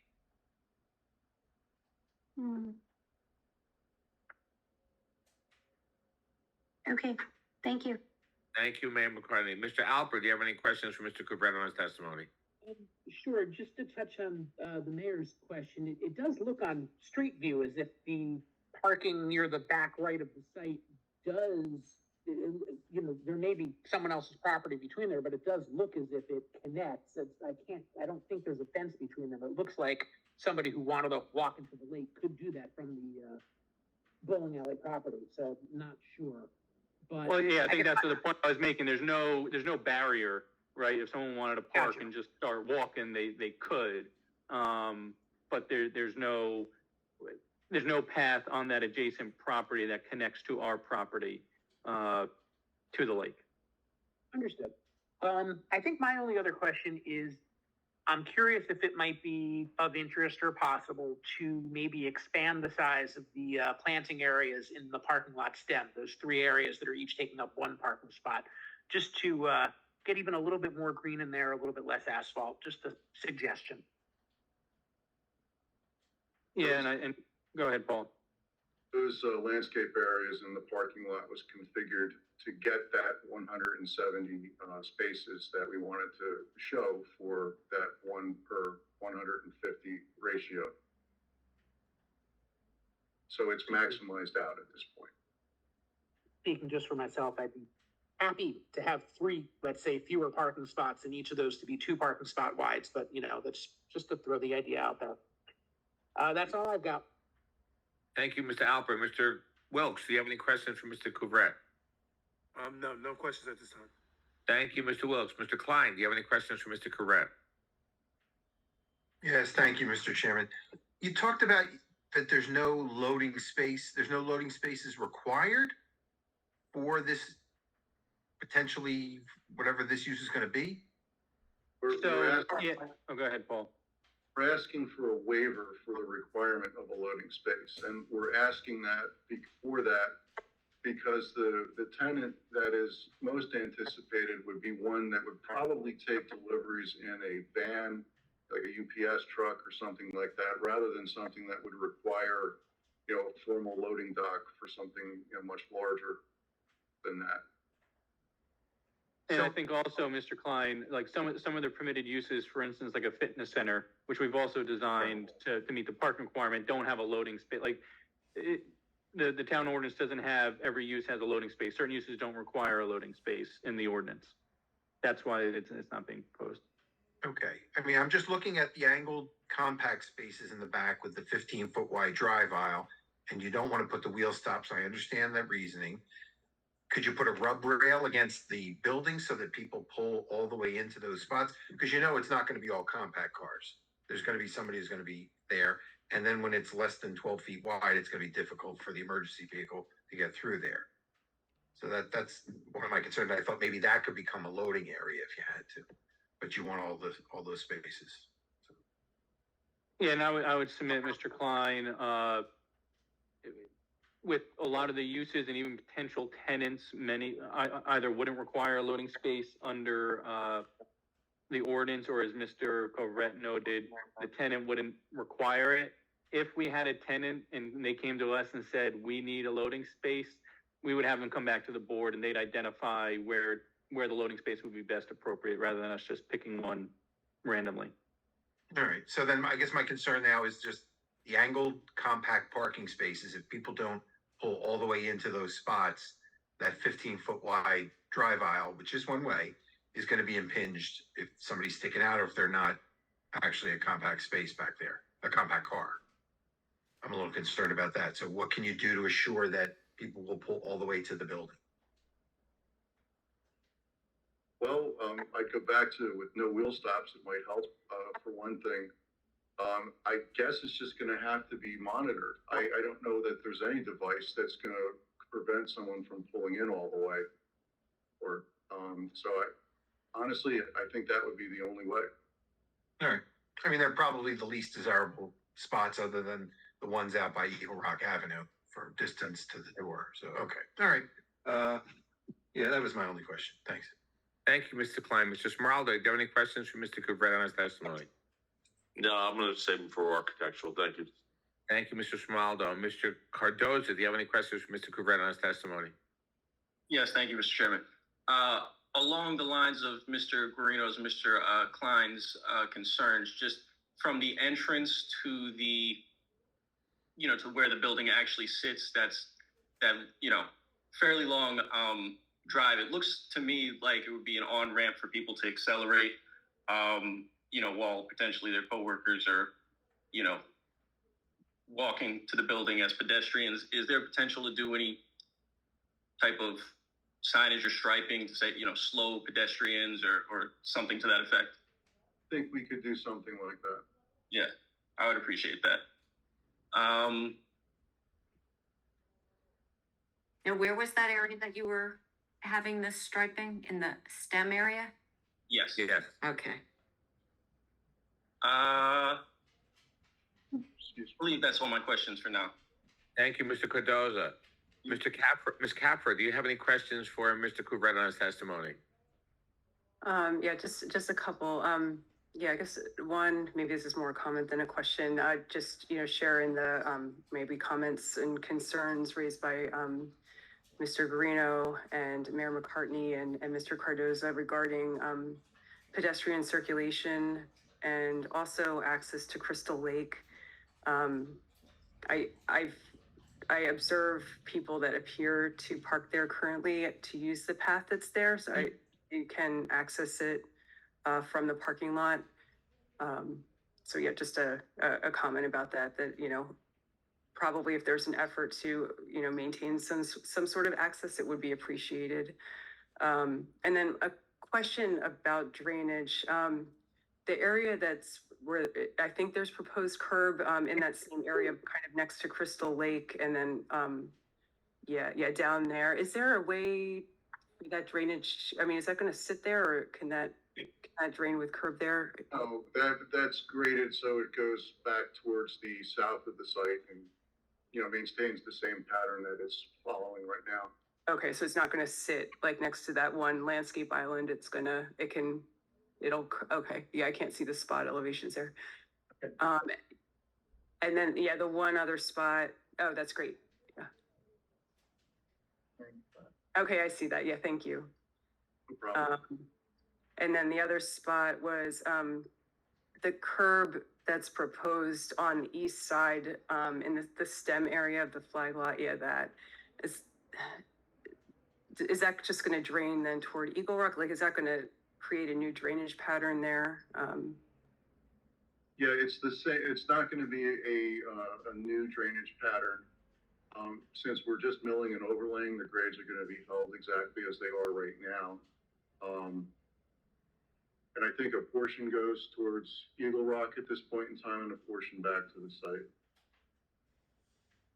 And then I guess my question there, though, is there curb proposed that would kind of direct all of the neighboring runoff, the runoff from the neighboring property toward the street? Is that? Yes, that's what that curb accomplishes. And then, but currently it runs to the west. Is that correct? Yeah, to our property and then goes to Eagle Rock. So it's just kind of cutting it off halfway. Yeah, I mean, is that going to cause an issue, like a drainage issue along Eagle Rock Avenue? It should not. We're not adding any additional water. We're just breaking it up. So I would think it might actually end up being a little bit better. Okay, yeah, just curious because I would think maybe, because the curb is there, it might direct more at that location along Eagle Rock than what gets there currently, because it currently runs like across the parking lot. But All right, yeah, thank you for responding to the questions. That's all I had. Great. Mr. Couvret, just a question. Two things. So, in line with Vice Chairman Garino and Mr. Cardoza, what if you had traffic calming devices on the stem? Because right now it's a raceway. And as pedestrians will be walking up there, and you say we can't put a pedestrian walkway, could you have humps, two humps in the road that would prevent people from speeding in or out? And another thought, if the board had the mind and we gave you, because you did put in for variances when you posted, what if we gave you 3 parking spaces and made those into tree islands also? If we gave you a variance for 3 parking spaces and you put in 3 more tree islands around the site? I would defer to council as to how that would work since there's no tenant right now. Okay? I don't know if that would complicate it or not. Okay, and one other thing, along the area by Crystal Lake, would you be able to put up some type of greenery, evergreens, that would prevent people from walking through as opposed to a fence? We're not proposing a fence. I know you're not proposing anything, but this would help with the comments of people saying, well, they go out there and they park and they go to Crystal Lake. So if you put up some evergreens, arborvitae or whatever is indigenous, and create a nice berm, so you'd be adding some green plantings, helping with the water runoff and preventing people from walking through. Just a thought. I'm just throwing that out. If I could, sir, though, where on this particular plan, would you follow the property line? We don't have any room from the property line to what we're developing. So I'm not sure how we would accomplish that. Okay, just a thought. Yes. Well, it says existing trees to be removed. So yeah, what are you putting there after you remove them? We're replacing trees on the site as shown on the landscape plan. That's what we're putting there now. Okay, so why, let me ask you a question. Why are you removing those trees, and could you put trees back up in that site, or are you using it for something else? The tree that we're removing is not something that is very aesthetic. Let me put it that way. So can you put trees back up in the area where you're removing them? That's what's being shown here. Perfect. Okay. Yes, sir. That was the question. Good stuff. Okay, so And Chairman, if I may, just on a couple things, I know. Chairman, we have a hand raised. Hang on a second. Okay, go for it. Sure. The with respect to the speed bumps, I know, and maybe Mr. Kovrak can testify too, but I've heard before when that's been suggested that from plowing standpoint, snow plowing, it becomes a problem. They get kind of beat up. We could look, as we indicated, we would stripe it and put signage and kind of, make sure it's aware. We'd also discuss with our engineer if there's any other kind of calming measure that's not changing the road kind of layout. Okay, so how about what they do on the turnpike and the parkway before you come to a toll booth, where they have like a roadway that has a texture to it, so you feel the vibration? Well, yeah, so kind of like that makes like that. I know what Mr. you're talking Klein is about. saying no. Okay, he's the expert. I'm just throwing things out there. Yeah, It would be nice. Noise. It would be nicer if they could line up the landscape parking spaces. It may seem a little tighter, and it may make it a little calmer horizontally as opposed to a speed hump, which, by the way, we have on our public streets, and they plow them all the time. So I don't know if that's. If I could jump in there for a second, those peninsulas are centered around telephone poles or utility poles. They're not shown there, but that's why they are where they are. Oh, there it is. Okay. Okay, let's move on. Mr. Hess, do you have any questions or comments? I have no questions or comments. Thank you. Thank you. Mr. Hazel, do you have any questions or comments for Mr. Correct? Yes, thank you, Mr. Chairman. Mr. Cravett, could you please, just confirm for the accuracy of the record, what the, on your zoning tabulation, what the maximum lot coverage that's required is? I believe it's maximum required or maximum provided. Maximum required. I believe you have, okay, I see it's been changed here, because the copy I had did have it at 50%. Right. And I see it's changed here. Okay, I just Yes, wanted sir. to. We made that revision. Yeah, Okay, thank you. no worries. Thank you, Mr. Hazel. Do any members of the public have any questions for Mr. Correct on his testimony? Please raise your hand and be identified.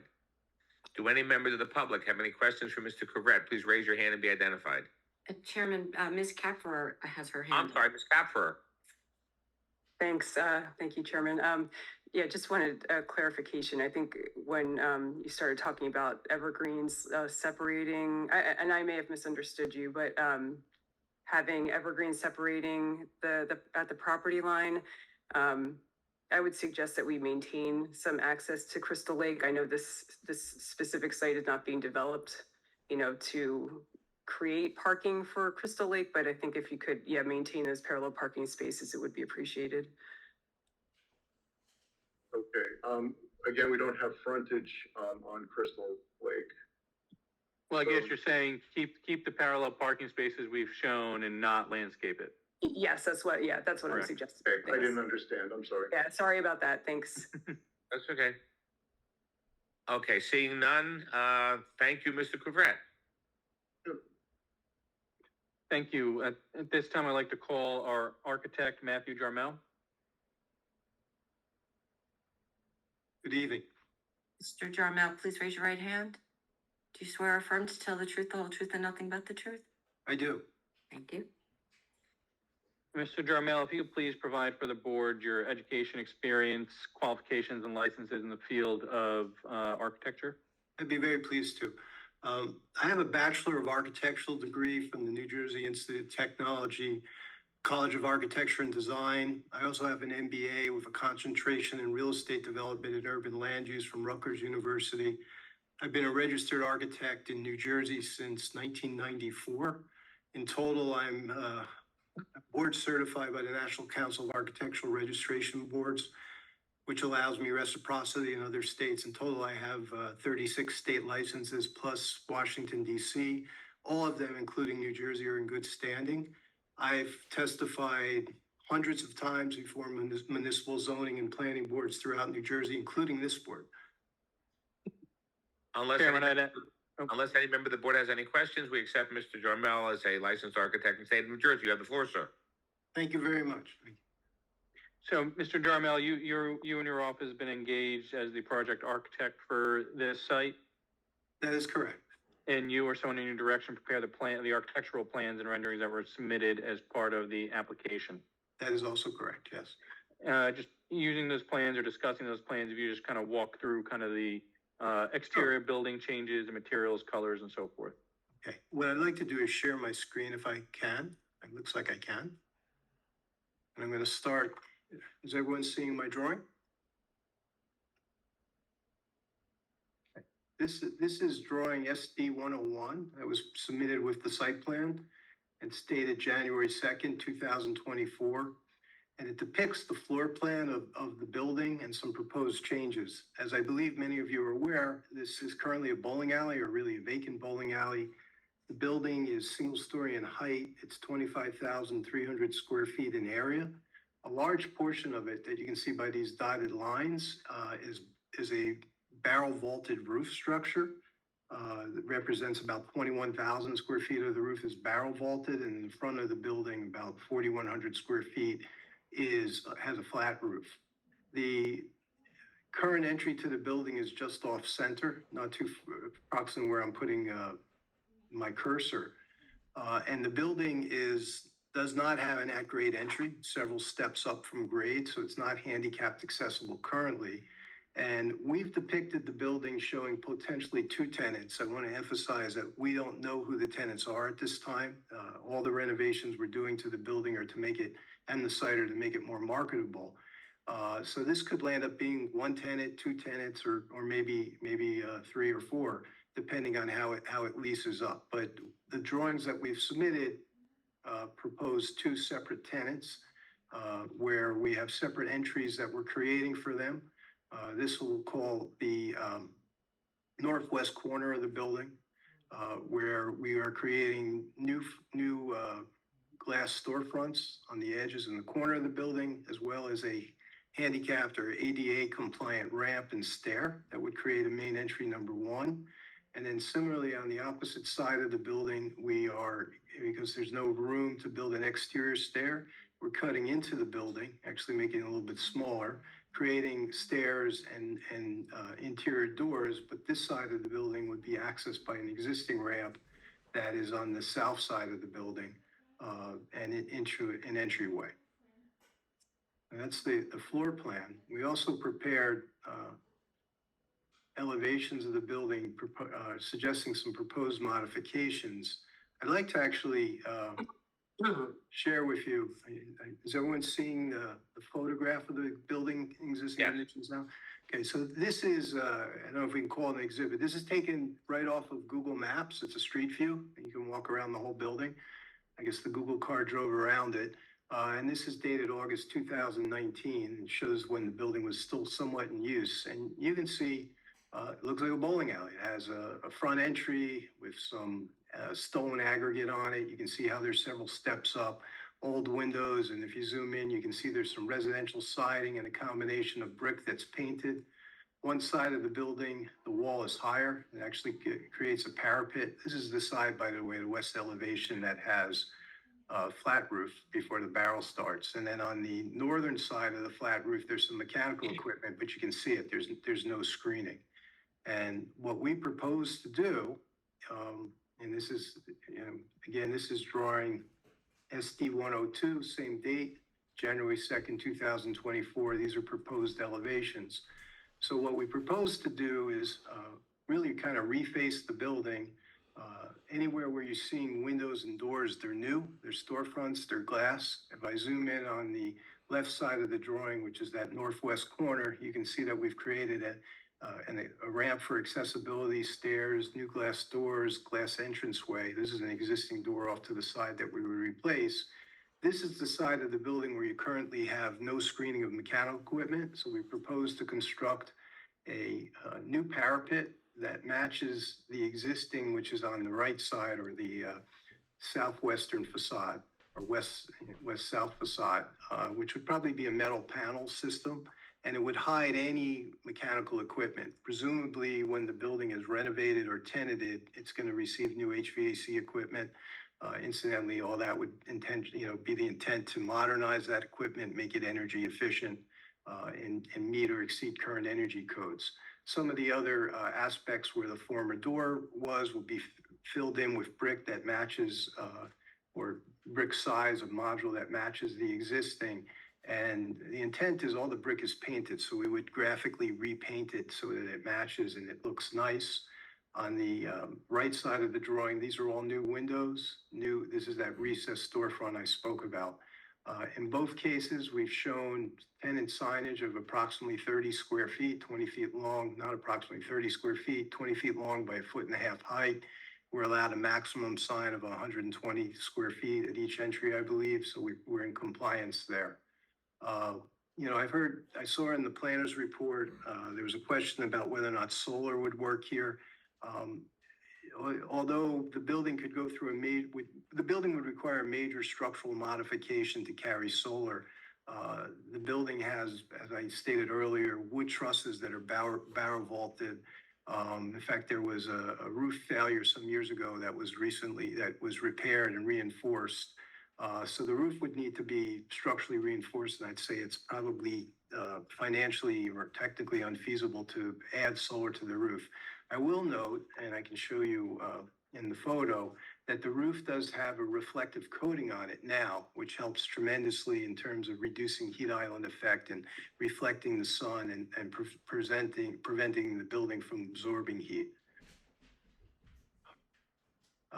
On the other sides of the building, they're currently concrete block and it's painted, and it's our intent to repaint that block, clean up, repair any cracks or holes and missing masonry, and just make it a nicer looking, presentable building.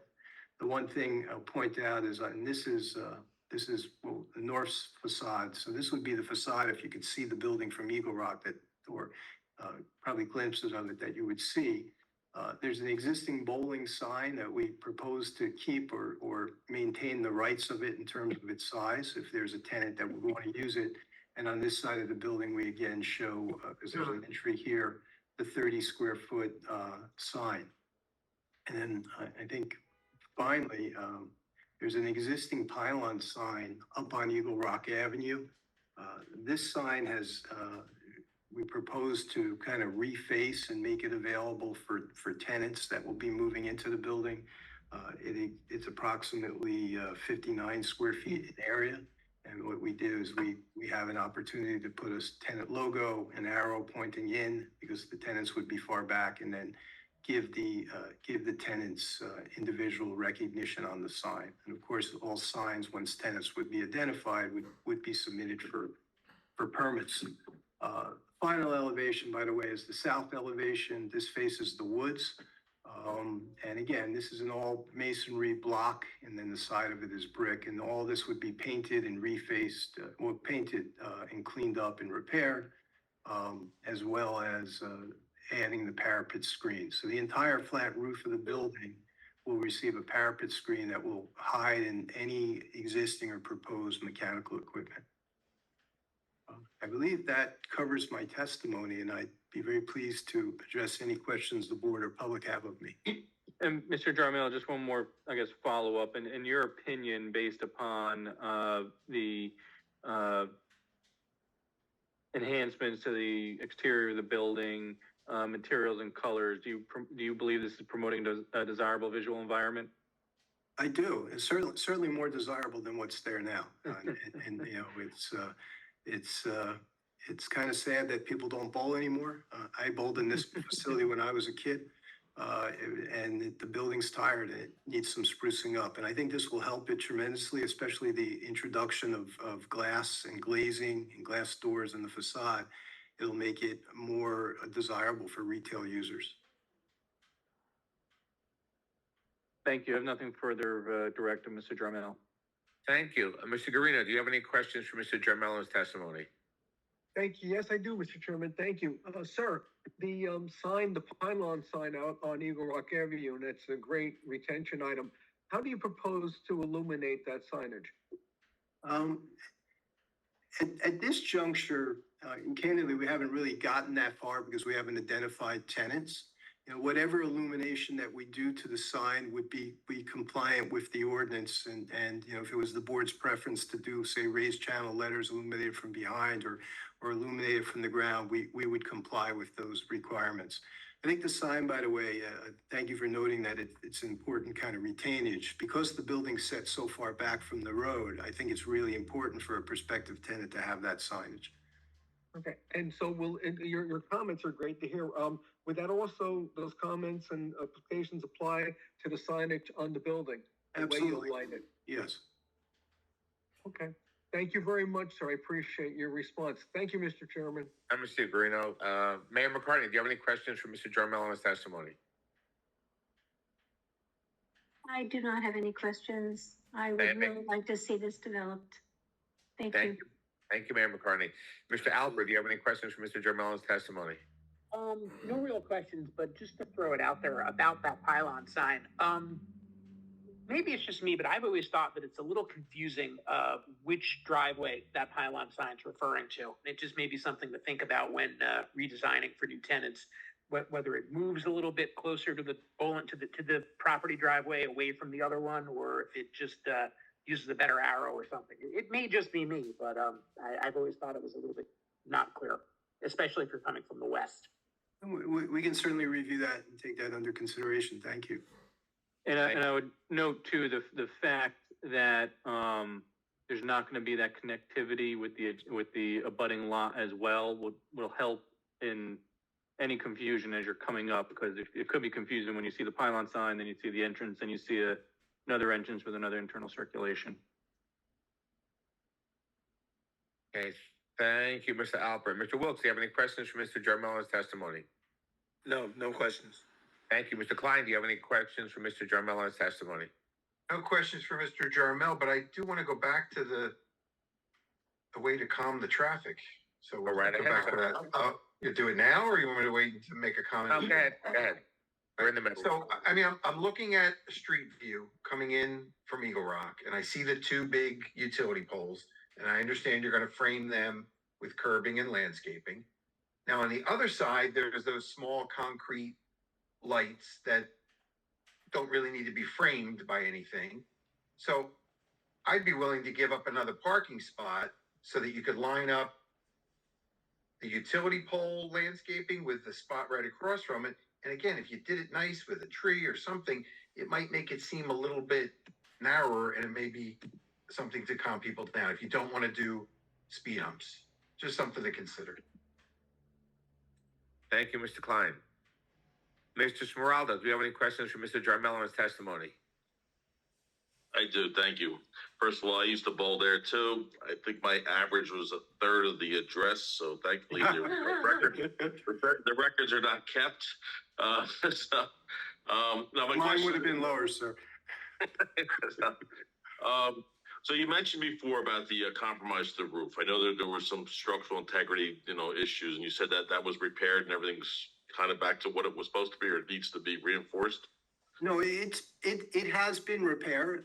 I wasn't involved in that repair, but I'm aware that it was brought in. Actually, the client had shared with me, brought in a structural engineer that specialized in wood trusses. It's rare you see these, but I come across them occasionally. So what I said was that if we were to install solar on the roof, solar can weigh anywhere from, let's say, 8 to 10 pounds a square foot. We'd really have to make some major structural reinforcing to the roof. Yeah, I'm not in favor of solar on a truss roof myself. I'm not a fan of truss roofs in theory, but from my previous experiences. But so the question, I know it's more of a heavy timber type, I believe, at that particular type. It is. Yeah, and so my question is that if you're going to enclose them into spaces, that's a big void up there. What is the fire protection that's afforded in that building right now? Is there a sprinkler? Yeah, currently the building has a sprinkler system, and it would remain and presumably be modernized and adjusted. I believe that the sprinklers are above. There's a ceiling in the facility now, so you don't see the trusses. You can go up into that attic, and it is sprinklered above and below, so it's fairly well protected. Yeah, I kind of remember that, but I just don't. I wanted to verify it for the record because I've been up in that attic area to it. It's voluminous in size and it's open, wide open. If you were to put it into two spaces, would there be a firewall that would be built up? To the extent that the building code would require a firewall, it would be. I'm certain the demising wall would want to go roof to roof from a security standpoint, and a basic wall usually carries a 1 hour rating, so we would design it accordingly. Okay. The parapets that you're talking about, wood, concrete, masonry. So on one side of the building, it goes up already, so the parapet exists. So what we're proposing is sort of a metal screen that would go on top of the existing wall, and where it doesn't exist, just continue around as a metal screen. And I'm sorry. Can you say how that was built again? Those parapets, they're metal already. Yeah. So let me show you. If I can go back to that street view. Give me 1 second. I'll call it up. I just want to make sure if it is masonry, I want to make sure the integrity, because that building's old. Yeah. So let me share my screen again. Parapets can hurt somebody's head. Yeah, so if you look on the right side, if you kind of look at the existing, you see how the wall's higher here than it is here? Right. So on this portion of the wall, it'll be covered with metal. And here, there'll be a new metal canopy design. It'll have kickers for wind protection. But when it's complete, it'll look like it's all the same. So we're kind of hiding the fact that the building is different. And this is masonry, and you can see it's tired, it's hurt, it's got cracks and things in it. So it's some things around the door. This is approximately where we're cutting a new entry. So any new doors and windows are going to have structural lintels that'll be steel to support the roof above it and allow for the openings to be created. And then the masonry will be repaired.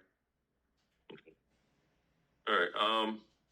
And as far as, I guess, because you have the sprinkler systems, the alarm systems will be brought up to code and everything else along with that, correct? Yeah, the building would be renovated in accordance. It would fall under the New Jersey Uniform Construction Codes Rehabilitation Subcode. So it would have to be, and it would be obviously submitted to your construction code official for building permits and review. Okay, and then in regards to the fire suppression system, since there is a standpipe system there, I don't know where, I forget where the hookups are for the OSOY. I want to just make sure that those areas are kept clear with parking spaces. I know we were talking about parking spaces before. I didn't want to bring it up until I confirm with you, the existing systems. So I want to make sure wherever the hookup is, that there's clear, it's not designated another parking spot. In fact, currently the sprinkler riser is in the northwest corner of the building where we propose to put glass. So we're going to land up moving it. So we'll be able to work with your fire department and help them choose exactly where they want it. That standpipe or Siamese connection or storage connection if they use that. Okay. All right. I think that's all I have for this, these questions here, but thank you. Thank you, Mr. Smeraldo. Mr. Cardoza, do you have any questions for Mr. Jermel in his testimony? Yes, thank you, Mr. Chairman. I think some of my questions were just answered during Mr. Smeraldo's questioning. Just to clarify, so we're only talking external, right? Actually, backtrack for a second. You said this was all conceptualized with the idea that there would be 2 tenants occupying the building, correct? Yeah, possibly could be 1, could be 2. It really depends how the leasing works. It might even be more. If I can, excuse me for kind of like assuming, but I assume you're going to ask me if there's any internal renovations proposed. Is that where you're going? Yeah, I was going to assume that would be kind of a next phase. So what will most likely happen is that we would clean out the inside of the building. So, some of the old construction and things like bathrooms and bowling lanes would be kind of cleaned out so that it shows as a wide open building. Brokers like that.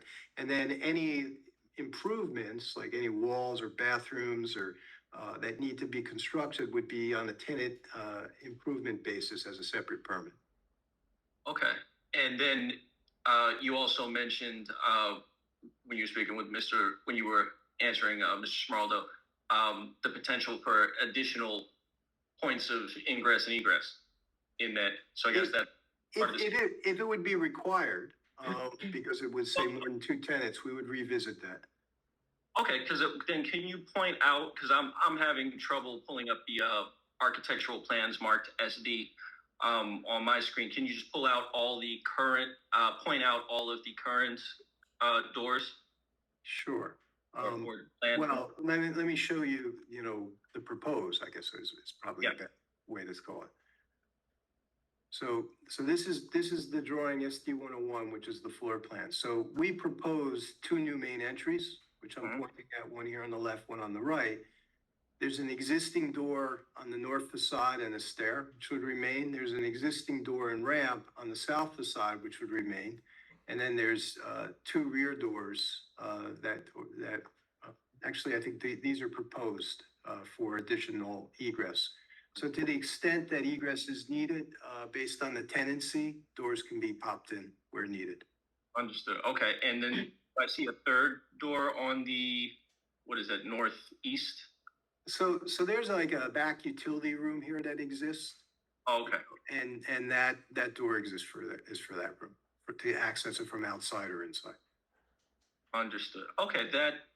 I just wanted to make sure, because looking at initially seeing the SD plans, I thought there was only the rear.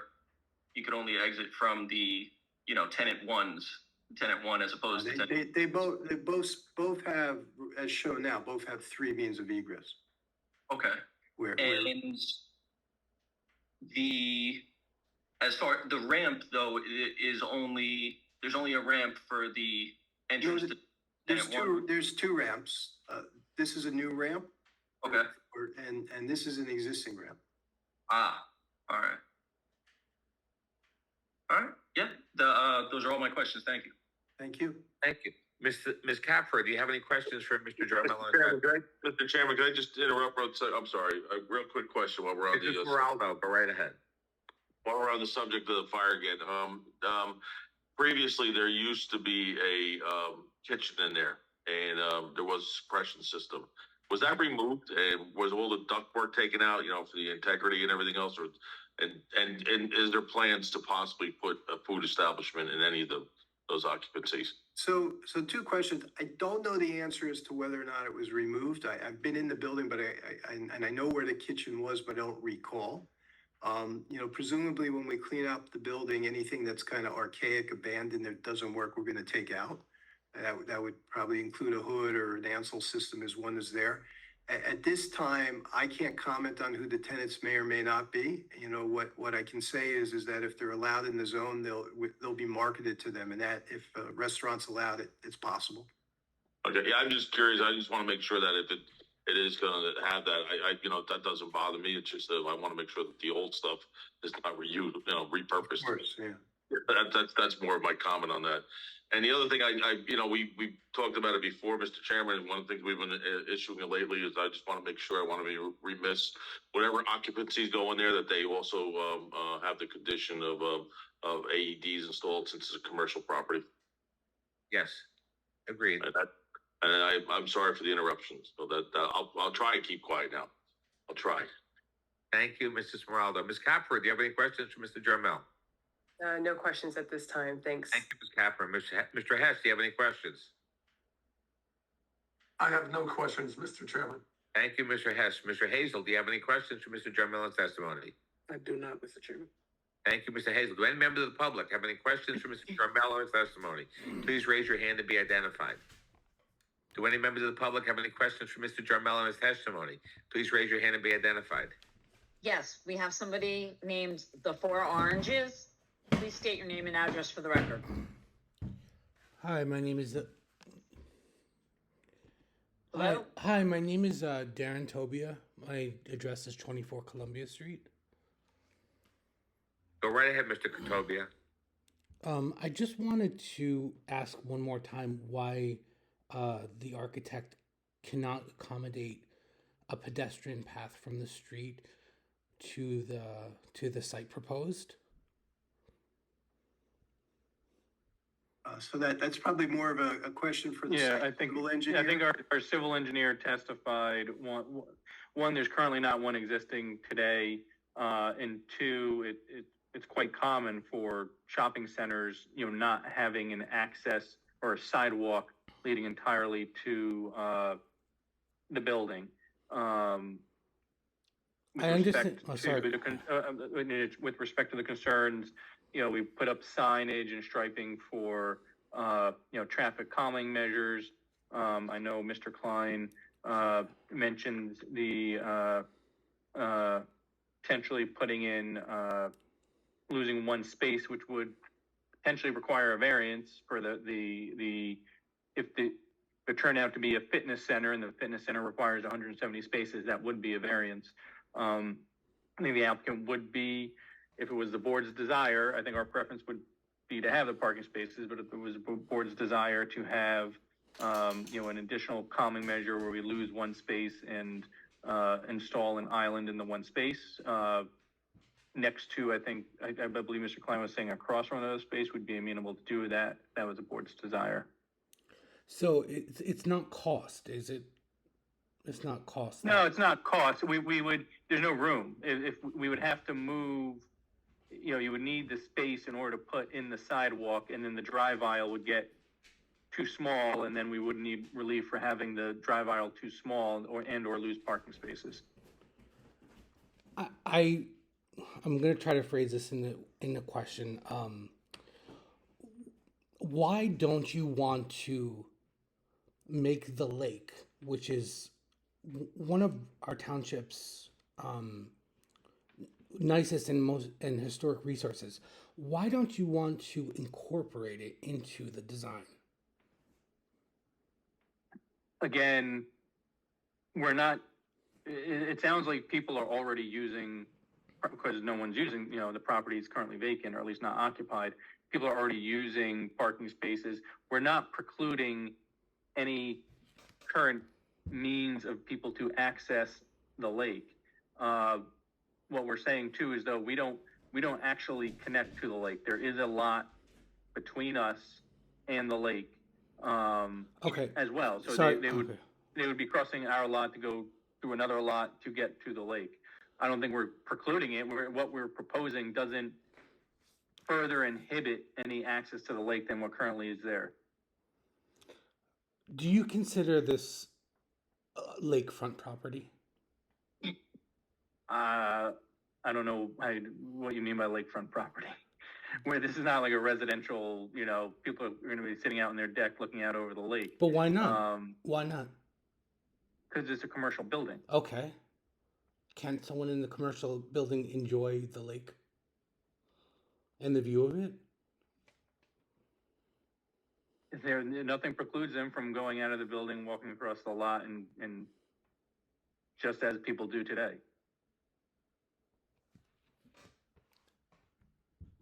Okay, do you have any other questions, sir? No, thank you very much. Thank you. Do any of the members of the public have any questions for Mr. Jarmel on his testimony? Please raise your hand and be identified. I'm not seeing any. Seeing none. Thank you very much, Mr. Jarmel. Thank you for your time this evening. Mr. Chairman, I have no further witnesses to present in support of the application. Unless there's any further questions of me from the board, I'm happy to give a little brief summation. Okay, go for it. And then we'll have questions after your summation. Sure. So again, Chairman and members of the board, appreciate the time this evening.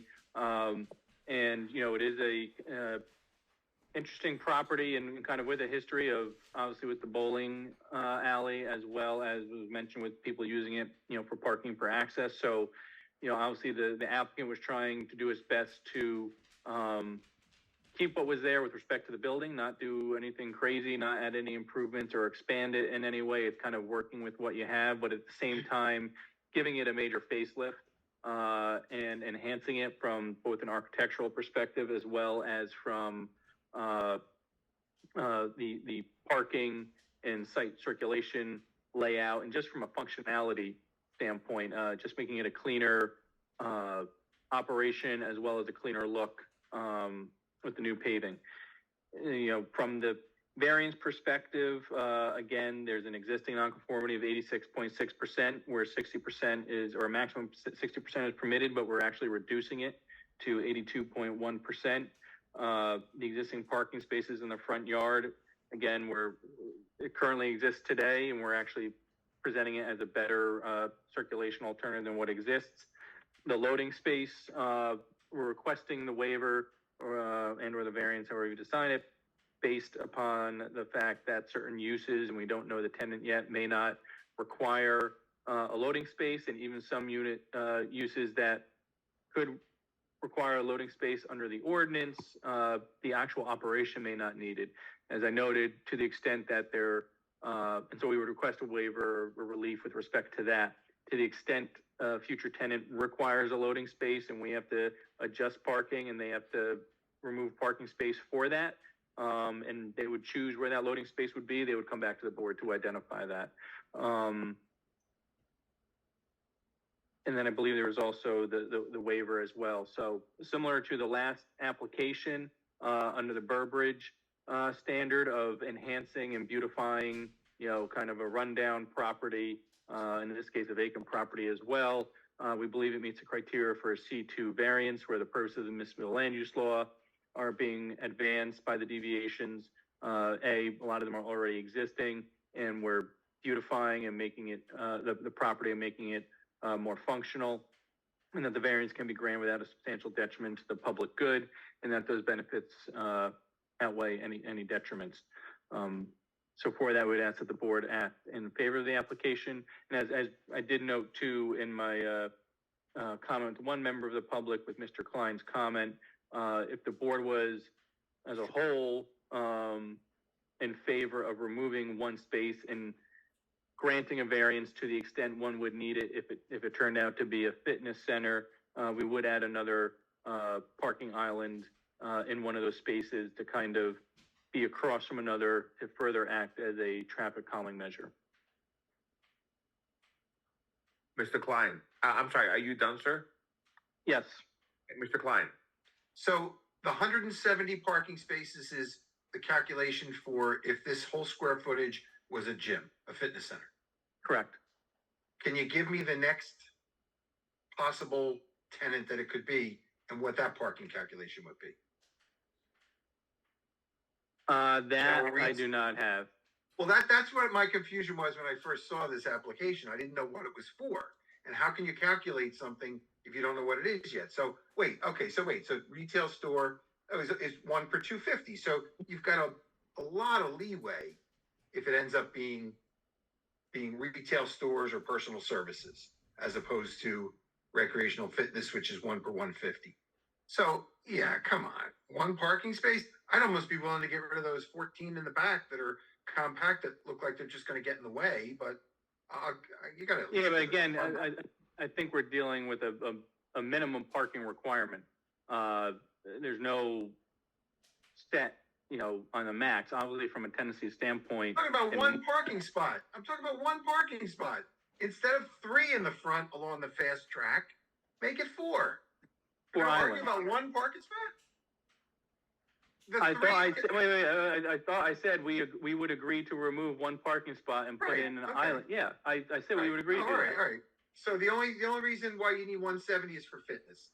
If somebody comes in with retail, would you be willing to get rid of some other parking spaces? That's really going to be on a tenant basis. A tenant may want that parking. Maybe you can make them employee parking then in the back because they have their own entrance in the back there. The angled spot. That could make sense. Okay. All right. Got a condition? We're going to get the 4th little landscaped island. That's what we're going to get out of it? Yes. And they're going to line up with each other? It would line up. Yeah, we'd be happy. Our engineer would work with your engineer to pick, unless the board has a particular preference, which island you'd like to cross. Probably something in the middle so they don't have a race. No. Hold on. Can I share my screen or you guys, I already have it in front of me. Go for it. Please, because make it. Yeah, I want that I Diane can do to a condition. understand. Yes, thank you. So I'm talking about these 2 down here have to be here because there's a utility pole, improved light pole. I'm saying this one doesn't. I can't see your cursor if you're can't see using it your either. cursor. Lee, can you go up to view options and you annotate or something? Lee, we can see it now.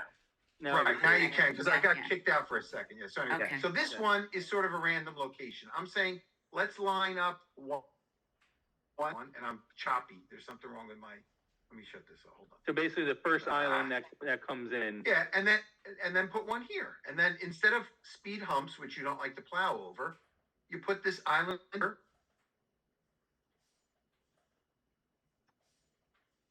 I think we lost. And now Mr. Klein Mr. Klein. No, he muted himself. What you're muted. Because I got kicked out and just got brought back in. Okay. So I have to share my screen again. Hold on. I understand though. Yeah. Know what you're I'm talking thinking about. we need 2 pair. We need a pair across from each other where this one utility pole is. Did you see my screen yet? Yes, we got it. So that one there, instead of a speed hump. Right. And then instead of this one that's sort of in a random spot, let's put another one across from here. And, if you plant it right and you just landscape it and all that, it might look a little tighter there. So people might go a little slower. It's either that or a couple of speed tables or speed humps. It's up to them. And Lee, are you suggesting that if you were to do that, then you don't also add striping or signage?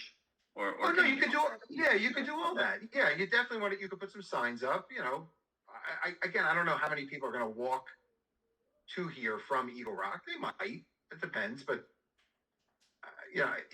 they don't have enough width to get a sidewalk, and we admit that. Well, the idea is it's the next best thing to promote pedestrian safety. Correct, yeah, to slow down people as they come in here, because you're right, I've been in here, and you tend to go fast here. Okay. And now you don't have people coming back and forth across from the other property, so it's really. Just wanted to make it clear that we can Right. do it all. Okay, what was that, John? Just wanted to make it clear you could do it all if you had the inkling. Yeah, you could do speed humps, and you could do the landscaped islands, and you could do some signs, sure. I think from an operational standpoint, I don't think the speed humps. Yeah, I meant all minus the speed humps. If the speed humps are prohibited, then striping signage plus lining up the islands. The islands there. I just have one question with the signage. I understood it to be painted on the ground, that you didn't want posted signs, or do you? I'm not sure even from our what kind of signs. standpoint. Yes, I mean, I understand the purpose of signs, but at the same time, signs everywhere, signs, want signs all Exactly. the place. See, I think the only place the sign would, what I thought I was hearing was the sign caution pedestrians would be painted on the pavement along with some bright striping, but I meant it to tell be me. whatever. I would prefer the striping and the painting, but I meant it to be whatever works best for the applicant. Okay. Diana, if I can interject, the Complete Street showed that a lot of our testing, signage on the pavement works just as significantly as opposed to Okay. sign. All right. They just have to maintain it, that's all. Okay. Yeah, and the plantings will be maintained in perpetuity. If they die, they're gonna get fixed. They'll replace. Yeah, they want to make Yeah, it look. and I would just highlight too, it's not really shown on these plans, but when you pull into the building, or when you pull into from the entranceway, from the entranceway, there is grassed area there. I mean, those are effectively islands as well, that are grass, and one has a sign, and then the whole eastern property line has landscaping along it as well. So it's not really shown on the plan because someone's probably not even on our property, or within the right of way. But those are almost effectively islands as well when you come in from a landscaping standpoint. Okay. Okay, Mr. Hess, they're requesting from your letter, number 4, a waiver for the, a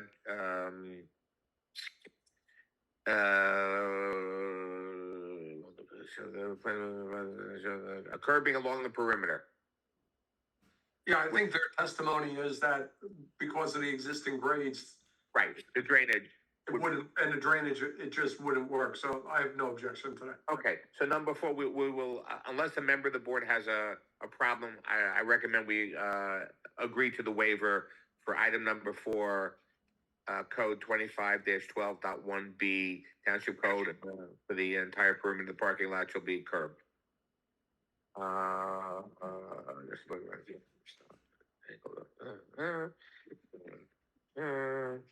And I just want to make sure that we get everything down that we talked about. Ms. McGovern, do you have any other waivers or conditions? The conditions were stripe the stem area and paint warning, slow or caution pedestrians and maintain that painting. Do not impinge on current access to lake. Give up 1 parking space to line up the traffic islands. Now we're doing 2. Yeah, give up 1 parking space to have 4 islands all together to line up across from each other. And maintain the plants in those islands. And then what I don't know how you want this phrased, an AED installed in all the tenant areas or just, how do you want that phrased? Each tenant shall have one. Okay. Okay, and that was it. Well, the other one too, I just want to make sure too that once they redesign the standpipe sprinkler systems, that consideration to a parking spot may need to be removed or relocated because they're looking to move that current standpipe access. Okay, so if standpipe requires removal of a parking space, variance, it would be permitted or permitted by variance?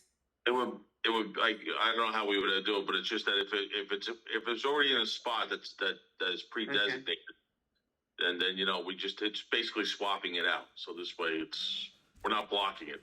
It can't be Okay. blocked. It I'm needs just to be gonna write it, it'll be permitted. Okay, free of obstruction or whatever you want to call it. okay. Okay, I would also recommend, Ms. McGovern, if the fire department recommends it be moved and they lose a parking space, they don't have to come back to the planning board. Okay. And does not need to remove. Right, and we will just add that to an existing variance of parking spaces. Okay. The other thing was the loading dock. I would put something in that at this time we'll give them a waiver on the loading dock. However, if one or both of the tenants that they rent to require it, they'd have to come back to the planning. That would require them to come back to the planning.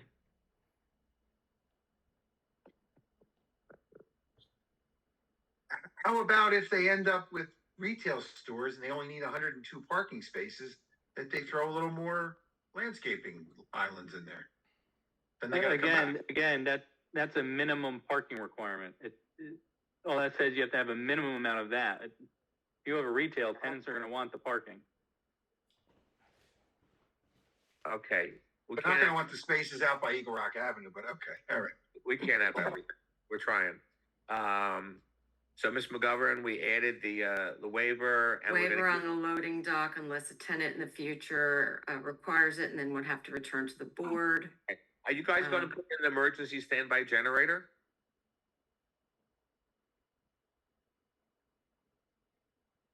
And there's a hush falls over the crowd. This is Matthew Jarmel, the architect. I would say no unless the tenant required one. Okay. Fair enough. Well, I would say if Chairman, I just ask if you give me a minute, I would like to consult my client and just confirm as to those conditions and before I agree to all of them. Okay. Go right ahead.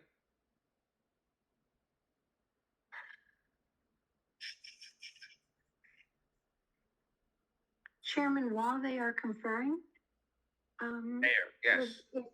So this application is so nebulous since there isn't really an applicant using the site. Are you suggesting, or did you just suggest that they would have to come back to zoning or planning when someone is interested in the site? No. If it falls within what is permitted in the zone, no. If it's not permitted in the zone, they go to the zoning board. Okay. For variance. If they need a loading dock, then they would have to come back. But if the fire department requests losing one spot for safety, they wouldn't. So I'm trying to create a balance. And if a fitness center happened to be proposed. Right, then they'd be like short 2 spots, one for the extra island and one potentially for the standpipe. Right. Not a problem. We want to work with you guys. And I confirmed we're agreeable to those conditions. Okay, fantastic. So I would also, I'd ask the board to consider this.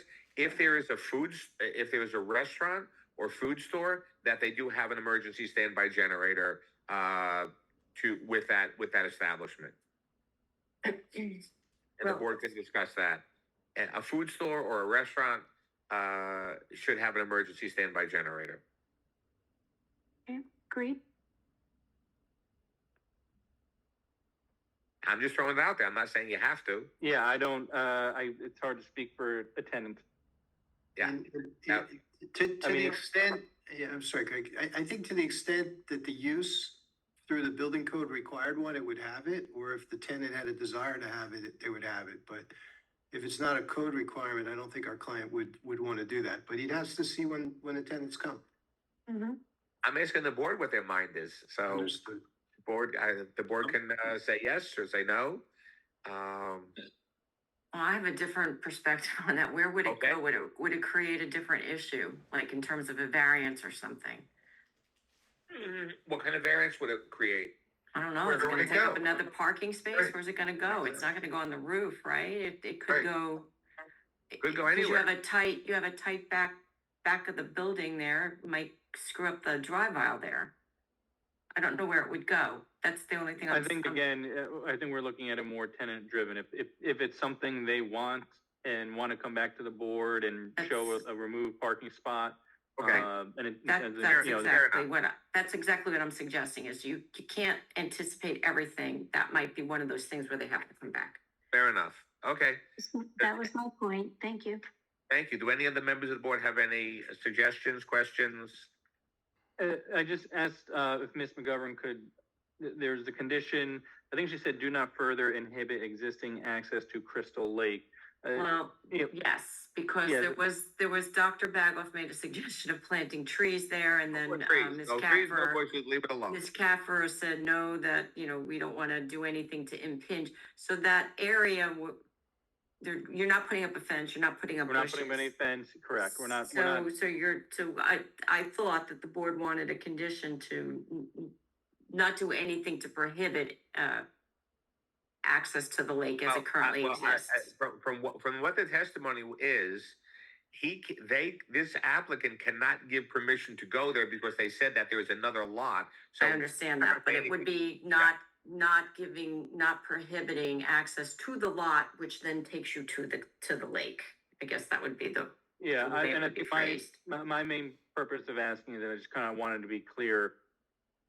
I don't want that condition to be viewed as consent for, you know, people to use the parking for access to Crystal Lake. People may do it, and so be it if there's parking available, but I just don't want it to be like, we have to provide this. No, there is no condition, we're leaving it alone. Okay, then I'll take that out. Yep, no condition. But if the store sold inline skates, I'd go put my inline skates on that I bought at your store and go skate around the lake. Yeah, they could be compatible. It would be nice compatible use. No, yeah, I'm not. Yeah, but my main point was I didn't want something that could be viewed as allowing Like an easement. Yeah, an they don't want to. easement Yeah. for people to come on So I'll to the take it property. out. Okay. Yep. I would take that out. Let's not confuse the issue. Yep. Yeah, there's a sign up now that says only people that belong to the bowling alley can park there. Okay. Mm-hmm. I could get back there somehow. I could walk through this parking lot and get onto the lake. Okay, are we all of one mind? Well, we'll find out in a minute. So, I make a motion that we approve PB 24-03 Crystal Lake, Eagle LL, Crystal, sorry, let's try this one more time. PB 24-03 Crystal Eagle LLC, and the C2 variance without substantial detriment to the public good and without a substantial impairment to the intent and the purpose of the zone. I'm sorry. And the zoning ordinances, it will improve I hear people. It will improve a non-working building. It will upgrade the parking lot, increase the value of the establishment to the township, and make it serviceable, fulfilling all the requirements of the master plan. Do I have a second? Second, Mr. Chairman. Oh, somebody raised their hand? Mr. Mendoza, you win. Second. On the motion, Yamilet. Mr. Albert, Yes. Mr. Klein, Yes. Mrs. Meraldo, Yes. Mr. Wilks, Yes. Mr. Cardoza, Yes. Ms. Caffer, Yes. Mayor McCartney, Yes. Mr. Guarino, Yes. Chairman Bagoff. And for the record, this motion was with the conditions aforementioned, and the answer is yes. Motion carries. Thank you all very much. Great. Thank you, Board Chairman. Appreciate the time. Thank you. So we will take a 4-minute break. Does anybody need a bio break? If you do, 4 minutes? No? Anybody need one? What are we doing? I thought the next one got carried to June 5th. Oh, did the next one get carried? Yeah, because it did. You have to announce that, though. You have to Okay, say. yeah, Right. Yeah, that's what I thought you were going I'm to say. sorry, I didn't see it on my, okay? Yeah. That's okay. Even better. Oh, I'm so psyched. The eyes are above the nose and all that stuff. We're almost there. We're almost there. PB 24-02 Wonder Group Incorporated, Block 152.01, Lot 1445.01, Zone B2, 481 Eagle Rock Avenue, is now carried to the June 5th Planning Board regular meeting. Ms. McGovern, you have some things to say to the board. 1 minute. 1 I minute. swear. There was a case that came out of Sparta where 8 out of 9 planning board members were disqualified from an application involving warehouses because they joined or participated in a Facebook group that was against warehouses in general. So the judge kicked them off and then they had to draft people from the zoning board. I just want to remind all the board members to be very careful when using social media because people do check on it and you could be ending up disqualified. You should also, of course, not talk about any application that's pending, again, because it's perceived as if you've already prejudged something. So that's all I have to say for this evening. Okay, so to the planning Thank board, you so much. Thank you. Thank you for that. I wanted to say my force field has been up since I got elected, so thank you for that. I gotta update my MySpace account. we have a number of issues that your friends and neighbors may comment about, and also public comment at a meeting or with a group of friends is just as problematic because somebody can say, well, Mr. So-and-so and Miss So-and-so said at a meeting with friends or whatever. So you just have to be careful about getting involved in any of these things. The best thing to say is we haven't reviewed this yet. There's a lot of information to be had. We're going to make a decision based on the facts, the ordinances, and the law. Thank you. So that is pretty much everything I got. The next Chairman? I'm sorry? I'm sorry to interrupt. We have a member of the public, 4 Oranges, has his hand raised. Okay. You Go want right ahead. Okay. Please state your name and please state your name and address for the record. Sorry, Go ahead, Ms. I Villa. just did I miss the opportunity to speak on the previous proposal? I thought there was supposed to be some time for the public to make a comment on it. And Ms. McGovern, I think I missed that public comment. No, you know what? I asked, does anybody have any questions? Yeah, you did. But So I guess you misinterpreted it, sir, so. no, I'm sorry. I Excuse me. I would like to object to that because this is not the portion to ask questions. This is the portion to make comments, and there's a difference. Okay. Ms. McGovern, I have no problem to make a You can comment. open the record and he can make a comment. Yes, go right ahead. We're going to reopen the record, and you can make a comment. I had to just reiterate that the lack of pedestrian access is really ill-conceived because the danger to pedestrians is not always the speed of a car. It is the visibility of a car. And nowadays we have larger and larger cars with larger and larger hoods, which makes it even more difficult to see pedestrians when they're in front of a vehicle. Simply having speed humps to make cars traveling slower is a concern, and I'm surprised it's not being taken more seriously. I'm surprised our newly hired planner, hasn't made a single comment about pedestrian safety, or hasn't made a single comment about anything. I mean, I think this was a good opportunity for him to state his vision for what he wants the township to be, what the township to look like. And I guess it's too late because the vote was already taken, but I hope in the future we can take pedestrian safety more seriously. And that's all. Thank you, board. Thank you very much for your comment. We definitely appreciate that. Okay. Having said that, the next regular planning board meeting will be Wednesday, June 5th, 2024 at 7:30 p.m. via Zoom. Do I have a motion to adjourn? So moved, Mr. Chairman. I second the motion. All in favor? Aye. Say aye. Opposed? Say nay. All the ayes are above the nose. Thank you all very much. Have a wonderful evening. Night.